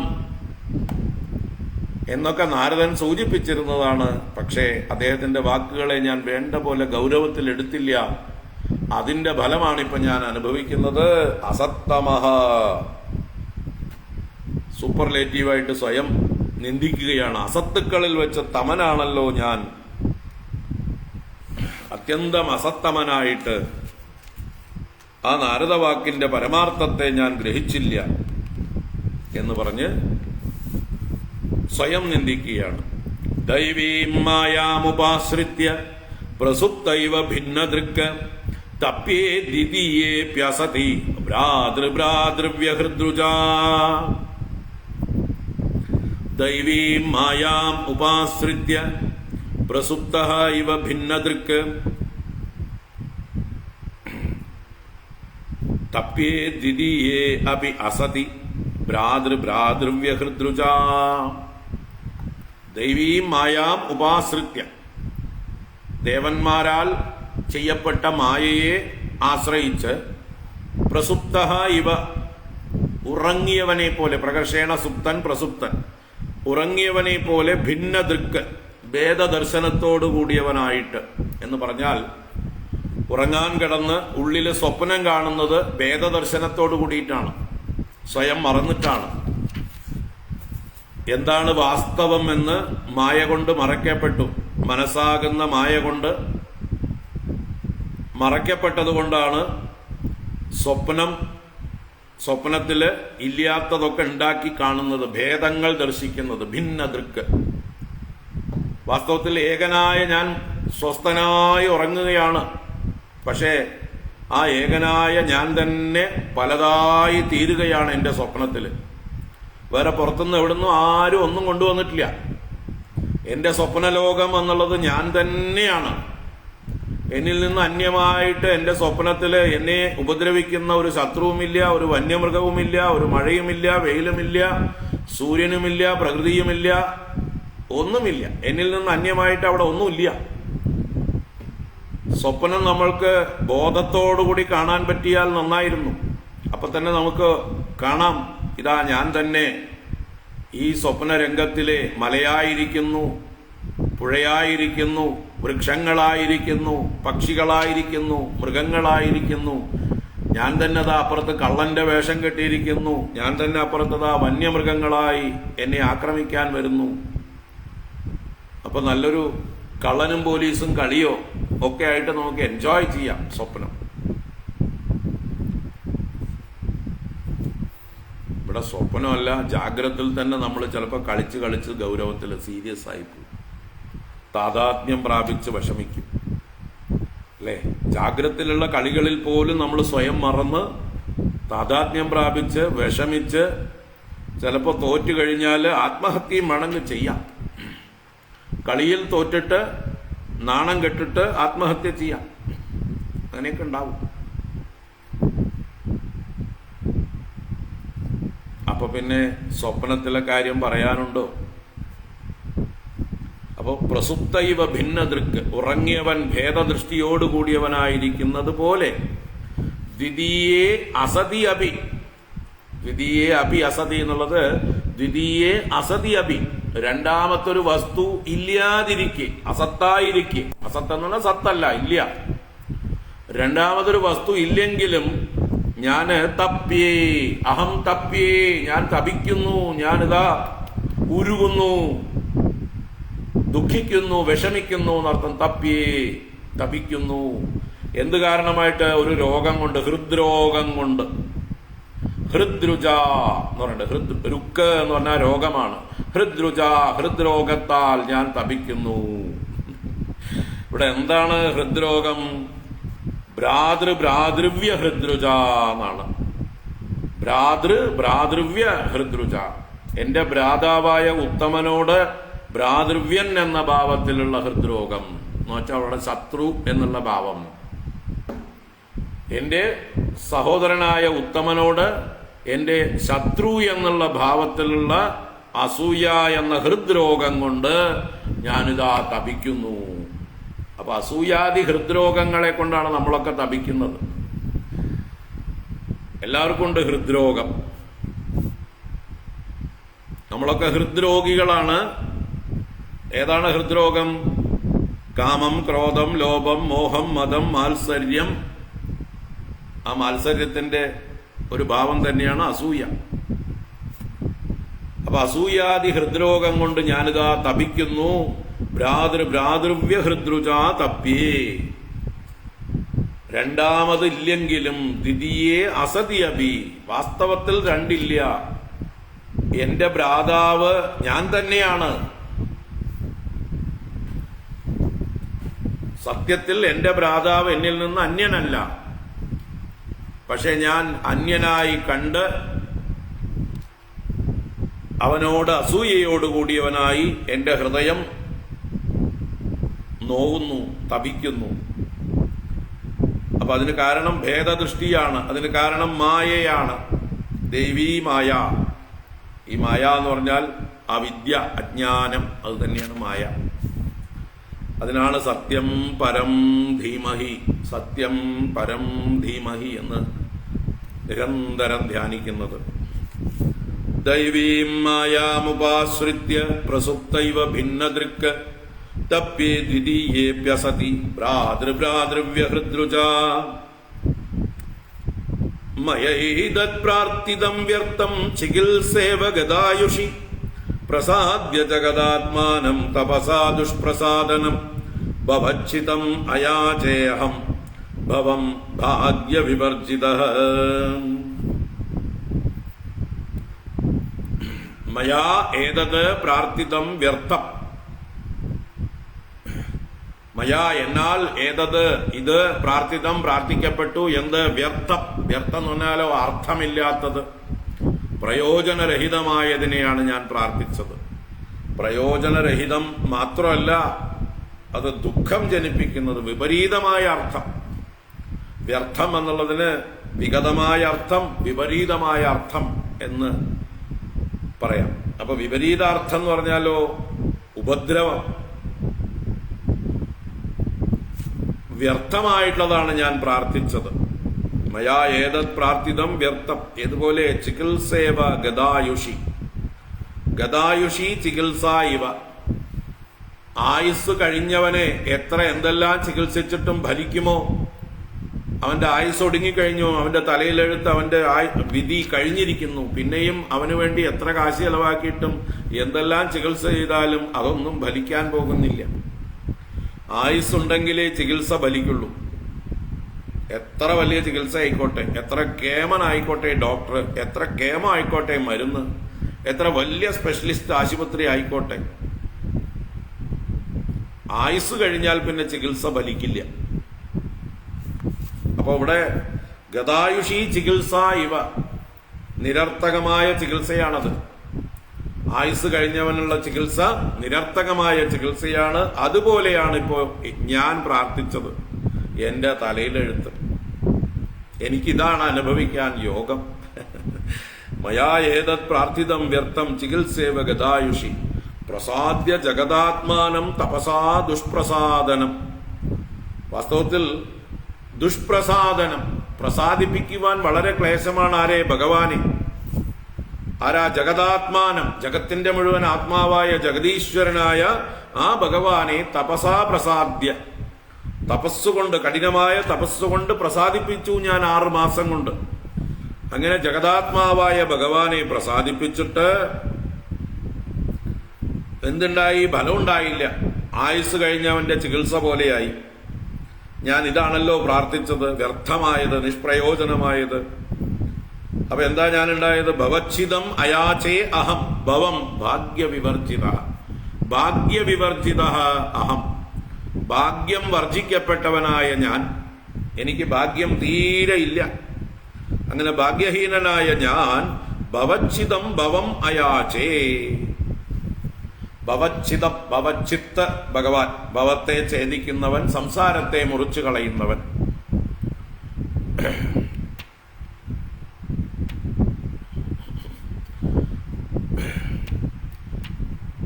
ഇദ്ദേഹം വേറെ ആരോടെങ്കിലും ചോദിക്കുക.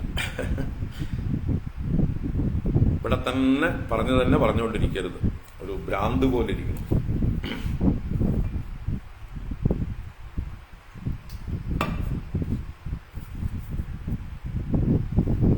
ഉണ്ടെങ്കിൽ തരും, ഉണ്ടാവുമ്പോൾ തരും. അതിന് അഡ്രസ് അയക്കാനാണ് പറഞ്ഞത്, വാട്സപ്പിൽ.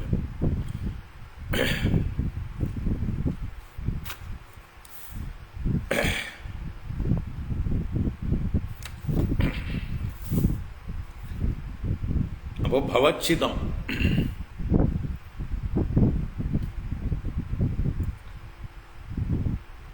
ഭവത്തെ ഛേദിക്കുന്നവനായ ഭഗവാനോട് അഹമയാചേ, ഞാൻ യാചിച്ചു. എന്താ യാചിച്ചത്? ഭവം, ഭവത്തെ, സംസാരത്തെ ഞാൻ എരന്നു വാങ്ങിച്ചു. ദുഃഖ പരമ്പരകളെ ഞാൻ എരന്നു വാങ്ങിച്ചു. വാസ്തവത്തിൽ എല്ലാ ദുഃഖങ്ങളെയും സംസാരത്തെയും നശിപ്പിക്കുവാനുള്ള ആളാണ് ഭഗവാൻ. ആ ഭഗവാനോട് ഞാൻ സംസാരത്തെ യാചിച്ചു വാങ്ങിച്ചു എന്നാണ് പറയണത്. അപ്പൊ എന്താ ഇവിടെ സംസാരം യാചിച്ചു വാങ്ങിച്ചു എന്ന് പറഞ്ഞാൽ, തന്റെ ആകെ കൂടി വരുമ്പോ ഒരു ദുഃഖേ ഉണ്ടായിരുന്നുള്ളൂ. അച്ഛന്റെ മടിയിലിരിക്കാൻ പറ്റിയില്ല, ഒറ്റ വിഷമം കൊണ്ടാണ് വന്നത്. അതിന് പരിഹാരത്തിനാണ് വാശിയോടുകൂടി വന്നത്. പക്ഷെ ഇപ്പൊ എന്തായി? 36,000 കൊല്ലം ഭൂമി ഭരിക്കുക എന്ന ഉത്തരവാദിത്വം, അതിഗൗരവം ഏറിയതായിട്ടുള്ള ഒരു ഭാരം, മുൾക്കിരീടം, ഒരു മുൾക്കിരീടം തന്നെയാണ് ഈ ഭരണം.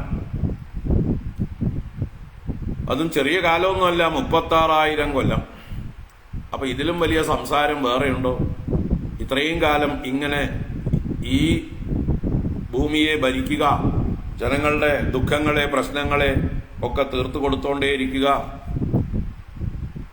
കള്ളന്മാരും കൊള്ളക്കാരുമായിട്ടുള്ള ആളുകളെ അടിച്ചമർത്തുക, അഴിമതിക്കാരെ തുറുങ്കിലടയ്ക്കുക, അല്ലേ? ഇങ്ങനെ ജനങ്ങളിൽ നിന്ന് നികുതി പിരിച്ചെടുക്കുക, എന്നിട്ട് അതിനെ വേണ്ട രീതിയിൽ ജനങ്ങൾക്ക് പ്രയോജനപ്പെടുന്ന പദ്ധതികൾ ആവിഷ്കരിക്കുക. ഇതിനൊക്കെ നേതൃത്വം കൊടുത്ത് വലിയ സംസാരിയായി വലിയൊരു മുൾക്കിരീടമാണ് 36,000 വർഷം ചുമക്കാൻ ഏറ്റെടുത്തത്. അപ്പോൾ ഒരു ചെറിയൊരു ആഗ്രഹവുമായിട്ട് അച്ഛൻ്റെ മടിയിലിരിക്കാൻ എന്നുള്ള ആഗ്രഹത്തോടു കൂടി പോയാൽ തിരിച്ചു വരുന്നത് വലിയൊരു ഭാരവുമായിട്ടാണ്. ഇതുപോലെ എരന്ന് വാങ്ങിച്ചു ഞാൻ സംസാരം. മോക്ഷം നൽകാൻ തയ്യാറുള്ളതായിട്ടുള്ള ഭഗവാനിൽ നിന്ന് ഞാൻ നിസാരമായിട്ടുള്ള ഭോഗങ്ങളെയാണ്, സംസാരത്തെയാണ് എരന്ന് വാങ്ങിച്ചത്.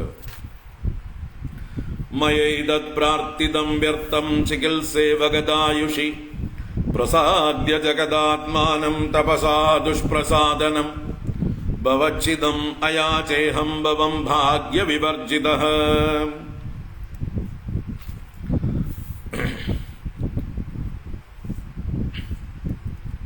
ഭാഗ്യവിവർജിത, ഭാഗ്യഹീനനായിട്ടുള്ള ഞാൻ ഇങ്ങനെ സംസാരത്തെ എരന്നു വാങ്ങി. അപ്പൊ വാസ്തവത്തില് ഈ രാജ്യം, ഭാരം, ഐശ്വര്യങ്ങൾ ഇതൊക്കെ തന്നെ വീണ്ടും വീണ്ടും ചിത്തത്തില് വാസനകളെ, വിക്ഷേപങ്ങളെ ഒക്കെ വർദ്ധിപ്പിക്കുന്നതാണ്. ഓരോ കാര്യങ്ങൾക്ക് പോകുമ്പോഴും അതിനോട് അനുബന്ധമായിട്ടുള്ള വാസന വർദ്ധിച്ചു വരും.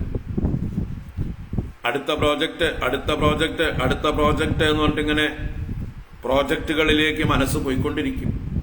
ഒരു രാജാവായിരിക്കുമ്പോൾ അങ്ങനെ വെറുതെ ഇരിക്കാൻ പറ്റില്ല. ജനങ്ങളുടെ പ്രശ്നങ്ങൾ ഇങ്ങനെ കൂടി വന്നുകൊണ്ടേയിരിക്കും. കാലാകാലങ്ങളിൽ ആ പ്രശ്നങ്ങൾ തീർത്തുകൊണ്ടേയിരിക്കണം. അപ്പൊ അതിലൊക്കെ മനസ്സ് പോകുമ്പോൾ അത് വിക്ഷേപമാണ്, അത് വാസനകളെ വർദ്ധിപ്പിക്കുകയാണ്, സംസാരത്തെ വർദ്ധിപ്പിക്കുകയാണ്. അപ്പൊ മോക്ഷത്തിന് ഉപകരിക്കുന്നതായിട്ടുള്ള ഭഗവാന്റെ സാന്നിധ്യമുണ്ടായിട്ട്, അനുഗ്രഹമുണ്ടായിട്ട്, താൻ തൻ്റെ പൂർവ്വ പുണ്യമില്ലായ്മ കൊണ്ട്, ഭാഗ്യഹീനനായതുകൊണ്ട് സംസാരത്തെ തന്നെ എരന്നു വാങ്ങിയല്ലോ എന്നാണ് ധ്രുവൻ പറയുന്നത്. ഇത് നമുക്കുള്ള ജാഗ്രതയ്ക്കുള്ള നോട്ടീസാണ്. നമ്മളും ഓരോ കാര്യങ്ങൾ തുടങ്ങി വയ്ക്കും, അതിൻ്റെ പരമ്പരയായി പിന്നെ കണ്ണി മുറിയാതെ പുതിയ പുതിയ പുതിയ പ്രോജക്റ്റുകൾ അതിന് പുറകെ വരും. അല്ലെ? ഒരു സാധാരണക്കാരായിട്ടുള്ള ആളുകളുടെ കാര്യം പോലും ആലോചിച്ചാൽ, എനിക്ക് കല്യാണം കഴിയണം, എനിക്ക് ഉദ്യോഗം കിട്ടണം എന്ന് ആഗ്രഹിച്ചു തുടങ്ങി ആ ഉദ്യോഗത്തിൻ്റെ കാര്യത്തിൽ പോയപ്പോഴാണ് അവിടെയുള്ള തലവേദനകൾ മുഴുവൻ. അപ്പോൾ ഉദ്യോഗം ഒന്ന് മാറണം, ശമ്പളം കൂടുതൽ കിട്ടണം, പ്രൊമോഷൻ കിട്ടണം, ട്രാൻസ്ഫർ കിട്ടണം, ഇങ്ങനെ പല പല പ്രശ്നങ്ങൾ. ആ ഉദ്യോഗത്തിൽ ചുറ്റുപാടും പലരും മത്സരം, പാര, ഇങ്ങനെ പലതും വരുമ്പോൾ അതിനൊക്കെ പ്രതിവിധികൾ തേടണം. എന്തെല്ലാം കാര്യങ്ങളാണ് ഒരു ഉദ്യോഗത്തോടനുബന്ധമായിട്ട്. പിന്നെ അതുപോലെ കല്യാണം കഴിച്ചു കഴിഞ്ഞാൽ സുഖമായി എന്ന് വിചാരിച്ചതാണ്, പക്ഷെ കല്യാണം കഴിച്ചപ്പോഴാണ് പ്രശ്നം വർദ്ധിച്ചത്. മുമ്പ് നല്ല സുഖമായിരുന്നു എന്ന് തിരിച്ചറിയുന്നത് കല്യാണം കഴിഞ്ഞപ്പോഴാണ്. അത് തന്നെയാണ് കല്യാണം കഴിഞ്ഞു എന്ന് പറയുന്നത്. പിന്നെ പ്രശ്നങ്ങളായി. കുട്ടികളുണ്ടായ സുഖമായി എന്ന് വിചാരിച്ചു, ആ കുട്ടികൾ തന്നെയാണ് പിന്നെ പ്രശ്നമായി മാറുന്നത്. പേരക്കുട്ടികളുണ്ടായ സുഖമായി എന്ന് വിചാരിക്കുന്നു, അത് അതിനേക്കാൾ അടുത്ത പ്രശ്നം. ഇങ്ങനെ ഓരോരോരോ ആഗ്രഹങ്ങൾ വളർന്ന് വളർന്ന് വളർന്ന് വന്ന് അതെല്ലാം പുതിയ പുതിയ പുതിയ പ്രശ്നങ്ങളായി മാറുകയല്ലാതെ ഉദ്ദേശിച്ചതായിട്ടുള്ള സുഖമൊന്നും കിട്ടിയതായിട്ട് കാണാനില്ല. സുഖായ കർമാണി കരോതി ലോകഃ നതൈ സുഖം വാന്യതു പാരമം വാ വിന്ദേത ഭൂയ തതയേവ ദുഃഖം. ഇവിടെ ധ്രുവന്റെ കഥ അത് തന്നെയാണ്. ധ്രുവൻ സുഖത്തിന് വേണ്ടിയാ പോയത്, പക്ഷെ വരുന്നത് വലിയൊരു ഭാരവുമായിട്ടാണ്. 36,000 വർഷം ദുഃഖം ചുമക്കാനായിക്കൊണ്ട് വിധിക്കപ്പെട്ടിട്ടാണ് വരുന്നത്. ചിന്തിക്കുക, നമുക്കുള്ള ജാഗ്രതാ നോട്ടീസാണ്. നമുക്ക് എന്താണ് ജീവിത ലക്ഷ്യം എന്ന് നിശ്ചയിച്ച് ഇപ്പം നമ്മൾ എവിടെ നിൽക്കുന്നു എന്നത് അറിഞ്ഞ് ലക്ഷ്യത്തിലേക്ക് ഈ നിൽക്കുന്നിടത്തു നിന്നുള്ള എളുപ്പ വഴിയാണ് നമ്മൾ അന്വേഷിക്കേണ്ടത്. അല്ലാതെ വളഞ്ഞ് കറങ്ങിക്കൊണ്ടേയിരിക്കലല്ല. ഒരിക്കലും ലക്ഷ്യത്തിലെത്താത്ത പോലെ കറങ്ങിയിടത്ത് തന്നെ കറങ്ങിക്കൊണ്ടിരുന്നാൽ ഒരിക്കലും ലക്ഷ്യത്തിലെത്തില്ല. അപ്പൊ എളുപ്പം എത്താനുള്ള വഴി നോക്കുക. അതാണ് മിടുക്ക്, അതാണ് സാമർഥ്യം. ചിന്തിക്കുക. സ്വരാജ്യം യച്ഛതോ മൗഢ്യാത് മാനോ മേ ഭിക്ഷിതോ ബദ ഈശ്വരാക്ഷീണ പുണ്യേന ഫലീകാരാൻ ഇവാദനഃ. സ്വരാജ്യം യച്ഛതഃ ഈശ്വരാത് മൗഢ്യാത് മേ മാനഃ ഭിക്ഷിതഃ ബദ. സ്വരാജ്യം യച്ഛതഃ ഈശ്വരാത്. സ്വരാജ്യം എന്ന് പറഞ്ഞാൽ മോക്ഷ സാമ്രാജ്യം. തന്റെ തന്നെ സ്വരാജ്യം എന്ന് പറഞ്ഞാൽ സ്വയം പ്രകാശസ്വരൂപമായിരിക്കുന്ന ആത്മാവിന്റെ സാമ്രാജ്യം. സ്വയം രാജിക്കുന്നത് സ്വരാജ്യം. എന്താണ് സ്വയം പ്രകാശിക്കുന്നത്? ആത്മാ. ആ ആത്മസാമ്രാജ്യം തന്നെയാണ് സ്വരാജ്യം. ആത്മസാമ്രാജ്യം നേടിയവൻ ഈ ലോകമേ നേടിയതായി. കാരണം ആത്മാവാണ് ഈ ലോകം. ആത്മാവിൽ അടങ്ങുന്നതാണ് ഈ ലോകം. ആത്മാവിൽ നിന്നാണ് ഈ ലോകം പ്രകാശിക്കുന്നത്. ആത്മാവിലാണ് ഈ ലോകം നിലനിൽക്കുന്നത്. ആത്മാവിലേക്കാണ് ഈ ലോകം തിരിച്ചു വരുന്നത്. അപ്പൊ ആത്മാവിനെ സ്വന്തമാക്കിയവൻ ഈ ലോകമേ സ്വന്തമാക്കിയവനാണ്. അതുകൊണ്ടാണ് സ്വരാജ്യ സാമ്രാജ്യം നേടിയവൻ. അങ്ങനെയുള്ള സ്വരാജ്യ സാമ്രാജ്യം നേടിയ സന്യാസിമാരെ മഹാരാജ് എന്ന് വിളിക്കുന്നതിന്റെ കാരണം അതാണ്. സന്യാസിമാരെ മഹാരാജ്. വടക്കേ ഇന്ത്യയിലൊക്കെ വിളിക്കുന്നത് അങ്ങനെയാണ്, മഹാരാജ്.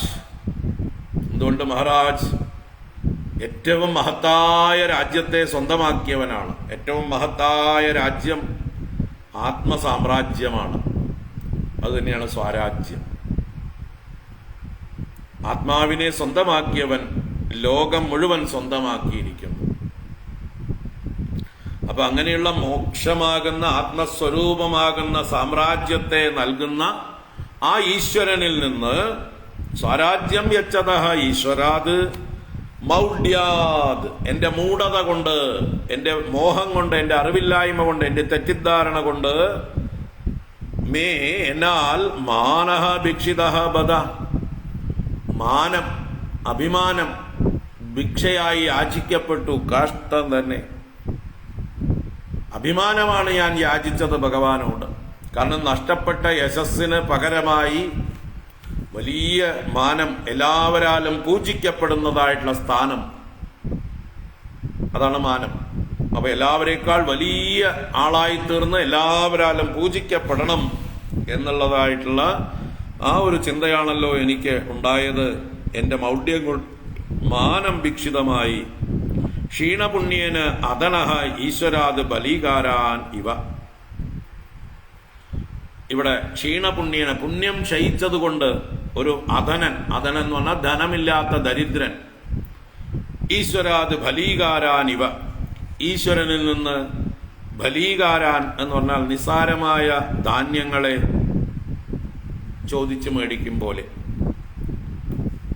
ഇവിടെ ഈശ്വര ശബ്ദം കൊണ്ട് രാജാവ് എന്നൊക്കെ അർത്ഥമാണ്. പ്രഭുക്കൾ, രാജാക്കന്മാർ. അപ്പൊ രാജാക്കന്മാരുടെ അടുത്ത് ഒരു ദരിദ്രൻ ചെല്ലുമ്പോൾ ആ രാജാവ് എന്തും കൊടുക്കാൻ തയ്യാറാണ്. എന്താ വേണ്ടത് ചോദിച്ചോളൂ എന്ന് പറയുമ്പോ ചോദിക്കാൻ അറിയണം. പരമാവധി ചോദിച്ച് മേടിക്കണം, അല്ലെ? രാജാവിന്റെ അടുത്ത് നിന്ന് കിട്ടുന്നത് പരമാവധി ചോദിച്ച് മേടിക്കണം. പക്ഷേ മൂഢന്മാരെന്ത് ചെയ്യും? അവരുടെ ഉള്ളിൽ നിസ്സാരമായ ആഗ്രഹങ്ങളെ ഉണ്ടാവുള്ളൂ. എന്ന് വെച്ചാൽ നിസ്സാരമായ കാര്യങ്ങളായിരിക്കും തോന്നുക. എപ്പോഴും നമ്മൾ പറയാറുള്ള വീട്ടിൽ നിന്ന് രാജാവിനെ കാണാൻ ഇറങ്ങുമ്പോൾ ഭാര്യ പിന്നിൽ നിന്ന് വിളിച്ചു പറഞ്ഞു, ഉച്ചയ്ക്ക് കൂട്ടാൻ വെക്കാനൊന്നും ഇല്ല കേട്ടോ, എന്തെങ്കിലും കൊണ്ടുവരണം.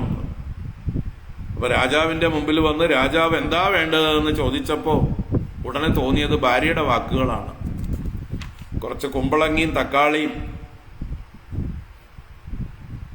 അങ്ങനെയുള്ള കുറച്ച് സാധനങ്ങളാണ് ചോദിച്ചത്. രാജാവ് വാരിക്കൊടുത്തു, അതും കൊണ്ട് മടങ്ങി. രാജാവ് അപ്പുറത്ത് രത്നങ്ങളും സ്വർണവും നാണയങ്ങളും ഒക്കെ കരുതി വെച്ചിരുന്നു, വേണ്ടത് കൊടുക്കാൻ. പശുക്കൾ ഉണ്ടായിരുന്നു, ആനകളും കുതിരകളും ഉണ്ടായിരുന്നു, ഭൂമി കൊടുക്കാൻ തയ്യാറായിരുന്നു. എല്ലാം കൊടുക്കാൻ തയ്യാറായിട്ടാണ് അദ്ദേഹം ദാനത്തിന് ആളുകളെ ക്ഷണിച്ചത്. പക്ഷേ ഈ വന്നവന്റെ മൗഢ്യം കൊണ്ട് അവൻ ചോദിച്ചത് നിസ്സാരമായിട്ടുള്ള പച്ചക്കറികൾ, പെട്ടെന്ന് നശിച്ചു പോകുന്ന വസ്തുക്കൾ.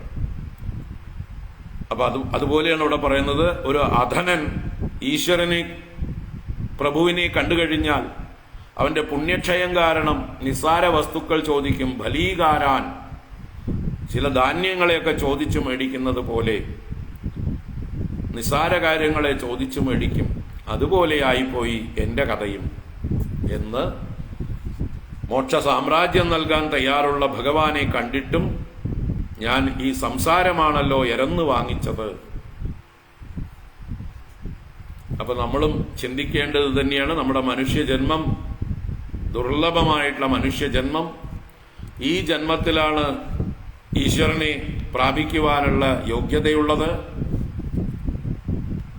ഇഹ ചേദവേദി തത സത്യമസ്തി ന ചേദിഹാവേദീത് മഹതീ വിനഷ്ടി. ആ സത്യത്തെ ഇവിടെ അറിഞ്ഞില്ലെങ്കിൽ മഹത്തായ നഷ്ടമാകുന്നു. നല്ലൊരു മനുഷ്യജന്മം കിട്ടി ആത്മഹത്യ ചെയ്യുന്നതിന് തുല്യമാണ്. ഭഗവാനെ പ്രാപിക്കാതെ, ഭഗവാനെ പ്രാപിച്ചാൽ നേടേണ്ടത് നേടാതെ സ്വയം ജീവിതം നശിപ്പിക്കുന്നത്. അപ്പൊ അതാണ് ഇവിടെ ധ്രുവന് പറ്റിയ അബദ്ധം നമുക്ക് പറ്റാതിരിക്കട്ടെ. സ്വരാജ്യം യച്ഛതോ മൗഢ്യാത് മാനോമേ ഭിക്ഷിതോ ബദ ഈശ്വരാ ക്ഷീണപുണ്യേന ഫലീകാരാനിവാദന. എന്നുവെച്ചാൽ നമ്മുടെ നിസ്സാരങ്ങളായ ആഗ്രഹങ്ങളെ കൊണ്ട് നമ്മുടെ വാസനകളെ വളർത്തി സംസാരത്തെ വർദ്ധിപ്പിക്കാതിരിക്കാനാണ് ബുദ്ധിമാന്മാർ ശ്രമിക്കേണ്ടത്. ഉള്ള വാസനകളെ വേഗം ക്ഷയിപ്പിക്കാനാണ് ശ്രമിക്കേണ്ടത്. കർദമ പ്രജാപതിയെ പോലെ, പ്രജാപതിമാർ ജീവിച്ചതുപോലെ ജീവിതത്തെ ഈശ്വര ആരാധനയാക്കി മാറ്റി സ്വകർമ്മണാ തമഭ്യർച്ച്യ സിദ്ധിം വിന്ദതി മാനവഃ. അപ്പൊ അതിന് ബോധം വേണം. ഈ നാനാത്വത്തിൽ ഭ്രമിക്കാതിരിക്കണം. ഈ കാണുന്ന നാനാത്വം ഈശ്വരന്റെ വിഭൂതിയാണെന്നുള്ള ബോധം വേണം. അപ്പോ ഈ ലോകത്തിൽ രാഗദ്വേഷങ്ങൾ നമുക്കില്ലാതെയാവും. നമ്മുടെ ബുദ്ധിയിൽ ഭേദഭാവം, വൈഷമ്യം ഇല്ലാതെയാവും. എല്ലാറ്റിലും സമദൃഷ്ടി ഉറച്ചു കിട്ടും. സർവാത്മദർശനം നമുക്ക് എളുപ്പത്തിൽ സാധിക്കും. യതഃ പ്രവൃത്തിർ ഭൂതാനാം ഏന സർവമിദം തതം സ്വകർമ്മണ തമഭ്യർച്ച്യ സിദ്ധിം വിന്ദതി മാനവഃ. ഈ ശ്ലോകം അടിവരയിട്ട് നമ്മുടെ ഉള്ളിൽ കിടക്കട്ടെ. ഈ തൃതീയ ചതുർത്ഥ സ്കന്ധങ്ങൾ ഈ ഒരു ശ്ലോകത്തെ വിസ്തരിച്ച് വ്യാഖ്യാനിച്ചു തരികയാണ് നമുക്ക്. അത് ഓർമ്മ വേണം. മൈത്രേയ ഉവാച ന വൈ മുകുന്ദസ്യ പദാരവിന്ദയോഃ രജോജുഷസ്താദഭവാദൃശാ ജനാഃ വാഞ്ചന്തി തദ്ദാസ്യമൃതേർത്ഥമാത്മനോ യദൃച്ഛയാ ലബ്ധമനസ്സമൃദ്ധയഃ. മൈത്രേയ മഹർഷി പറയുന്നു,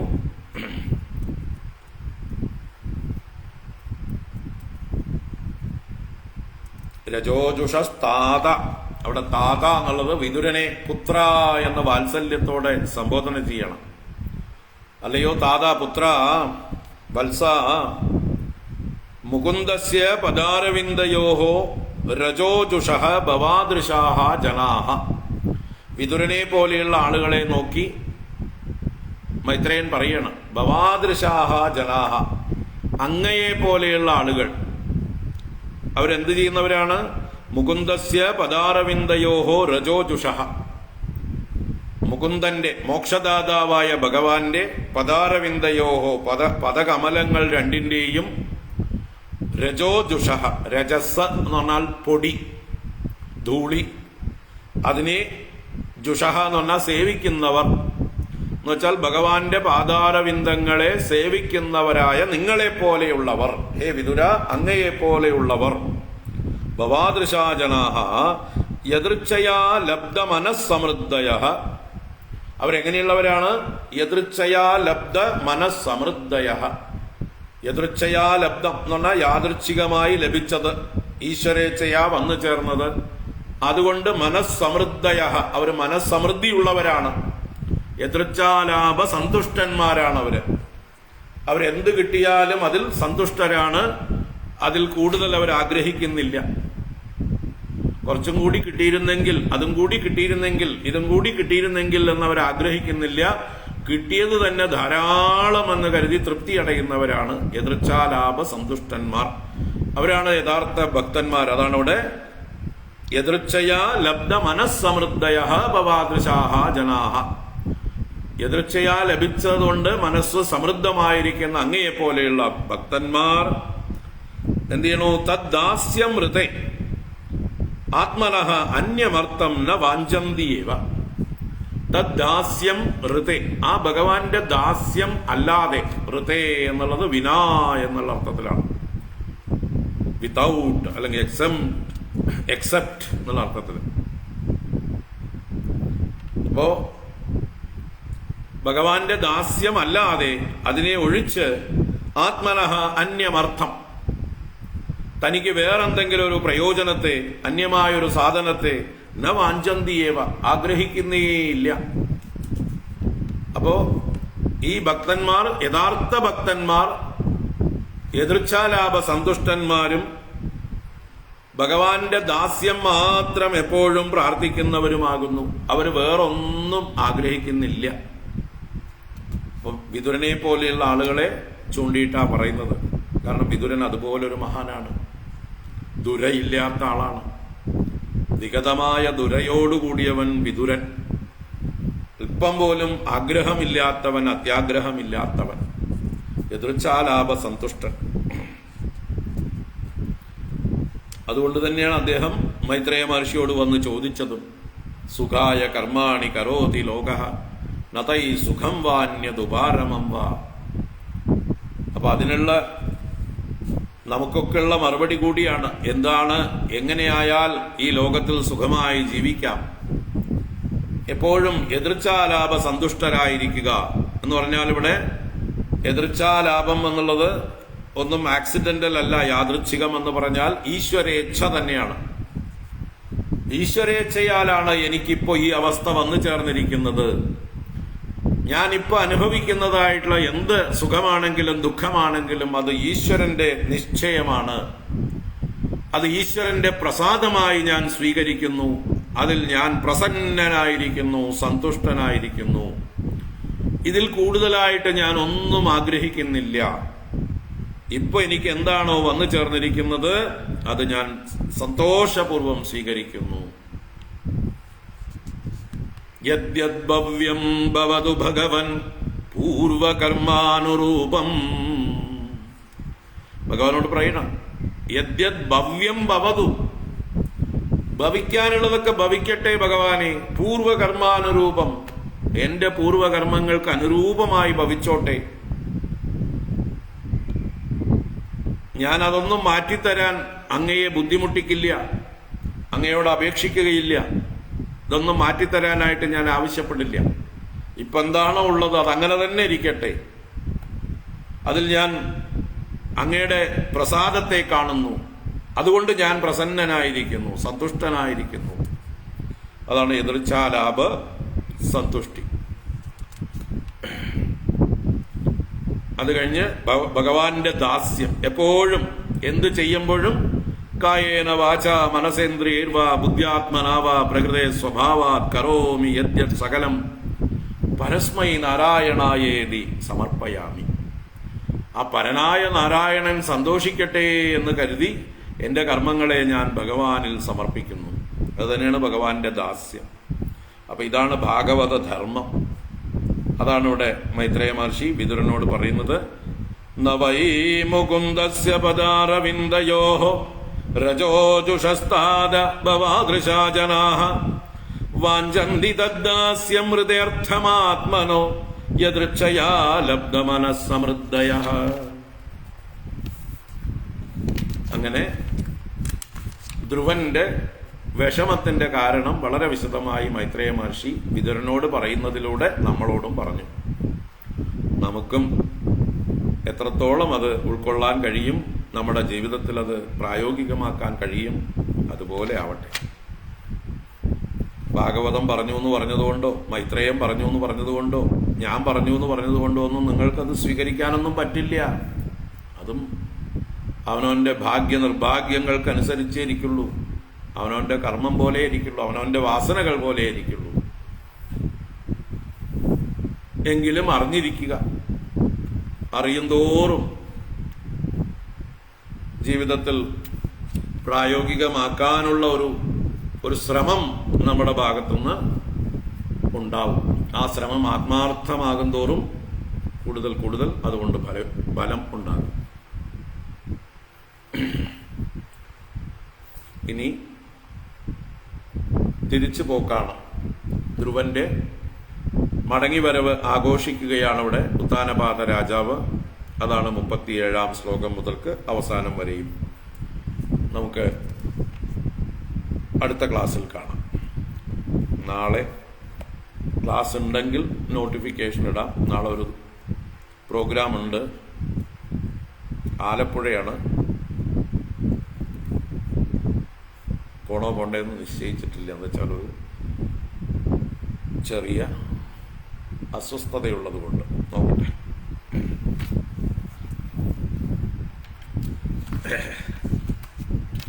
പോയില്ലെങ്കിൽ ഇവിടെ ഉണ്ടാവും.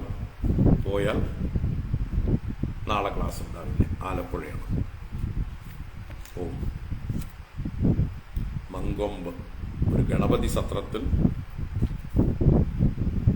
പ്രഭാഷണം ചെയ്യാനുണ്ട്. നോക്കട്ടെ.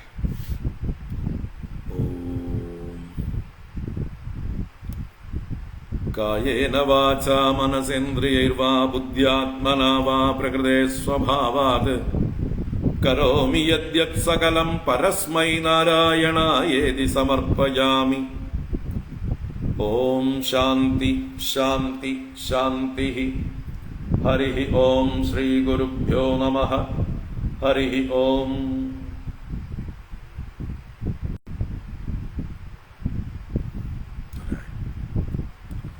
എല്ലാവർക്കും ശുഭദിനം. നാളെ നോട്ടിഫിക്കേഷൻ നോക്കിയിട്ട് തീരുമാനിച്ചോളൂ ക്ലാസ് ഉണ്ടോ ഇല്ലയോ എന്നുള്ളത്.